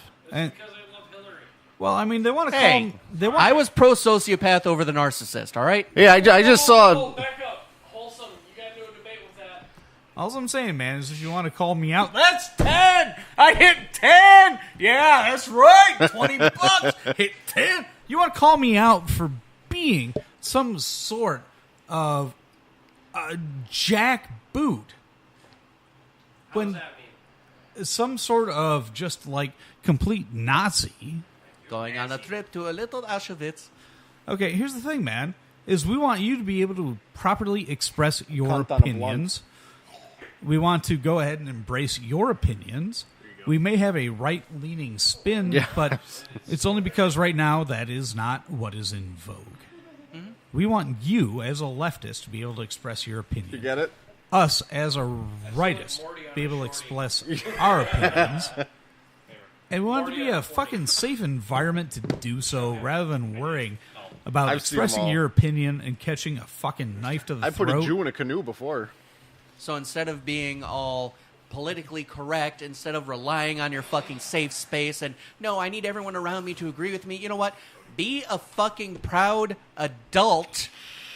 Own your shit. Yes. Hey, and no matter what, follow our Rule 7. Fuck your safe space. Well, hooray for faggots, man. What? It's the best I got. Is he still here? Who? Hooray for faggots. Hooray for faggots. You want to be gay? Be gay, man. Elf on a shelf. The one I just showed you? Yes. Explain. That's what Proud Boys are about. Explain? Yes. Oh, Jesus Christ. There's this elf on the shelf going around. Okay, I don't know if anybody's seen that stuff where people Everyone are taking was a different kid at pictures. one point. We've all ran into it. There was a Jew on a bike. Get it? Kike on a bike. on a bike. I just saw a really funny one that's pretty new. It's Hillary Clinton on a on a blunt. Cunt on a blunt. My favorite is Piglet on a young black child. So Just say it. Piglet on a niglet. Okay. Or here we got the original Spick on a stick. Oh, yeah, I saw that. Right. A stick. Tigger on Jose. Yeah, you know what? I'm not. We say these words, but the second that you decide to personally give these words power, I mean, come on, man. I You think just you've sacrifice lost your the point. power over a word, and as we all know, words are win. So if you're gonna get sucked up by a fucking breeze, enjoy the blowjob. Just There you go. Who cares? I like that. if you care so much that you are willing to end a life over verbiage, or contact someone's work and get them fired, or just dox them over stuff. It just shows how thin your skin is. like, here's the thing, man. My wife is Mexican. Mm-hmm. What? Yeah. Greek and a Mexican? Yeah. No, he's not Greek. No, No, I'm that's our Irish. other Proud Boy over there. Yeah. I'm Scotch-Irish, and my wife is Mexican. So every once in a while, she is quite literally stick on a stick. Yeah. Well, here's the crazy thing, man. Is one of her favorite jokes, and I shit you not on this, is, why don't Mexicans barbecue? Because the beans fall through the grate. That is from my wife. Well, you know Cast why iron's Mexico a thing. doesn't have an Olympic team, right? Oh, because 'Cause everybody that can run, jump, or swim has already left the country. Yep. How many beaners does it take to cover a roof? How many? One if you spread them right. So He almost gagged on his water, folks. See, but here's the thing, man. All right, That is funny. since we've So now crossed my- into my show, Hammer! my fiance, she's also half Mexican, and she's got that beautiful Mexican complexion. Anyway, we were at You got that Latina heat, honey? we were signing up for gym memberships, and I look at her, I'm like, hey baby, you want to go tanning with me? Dude, let's just put it this way. She is so Hispanic that her nickname is McStabberson. I would see that's the crazy thing is I went ahead and And then dropped you're that joke on whippy? Dave earlier about being Greek. That was from my wife, man. Spanky? See, that's the thing. I'm freaking Greek. I don't consider myself one of these. Greek. They call me white. I'm not white. I'm fucking olive, for Christ's sake. No, Look, you're fucking I'm Greek. I'm a goat, Greek for proud Christ's boy, sake. for Christ's And sake. like, here's the fucking thing, man. Like, Dave gets into some shit and he needs some help. I'm gonna be the first motherfucker that shows up. And likewise. I don't care. Dave's my brother. He's my boy. I love this man as much as I love my own kids. And the best part is, as much as Wholesome supports SFTB, SFTB supports Wholesome. It's a give and take. Well, everything Hammer says is a bit of a mouthful. That's why he has 2 kids. Yes! Yeah, correct. What do you tell Dave when he has 4? Orgasm and pulses. He doesn't care which. Hey, does this rag smell like chloroform to you? That's what he says. Folks, if you like what you hear, and if you don't like what you hear, congratulations. Thanks for the download. If you'd like to help support us, please like, share, subscribe. We would personally love to thank the Wholesome and the Proud Boys for joining us on this glorious night here at our not-so-secret location. So, please, thank all of our sponsors. Check us out at badhabitsnetwork.net, all over social media. Check out your Proud Boys. Matter of fact, just get proud with it. Good luck, good love, good night. And we just want to quick thank everybody for having us on here. Fuck! No!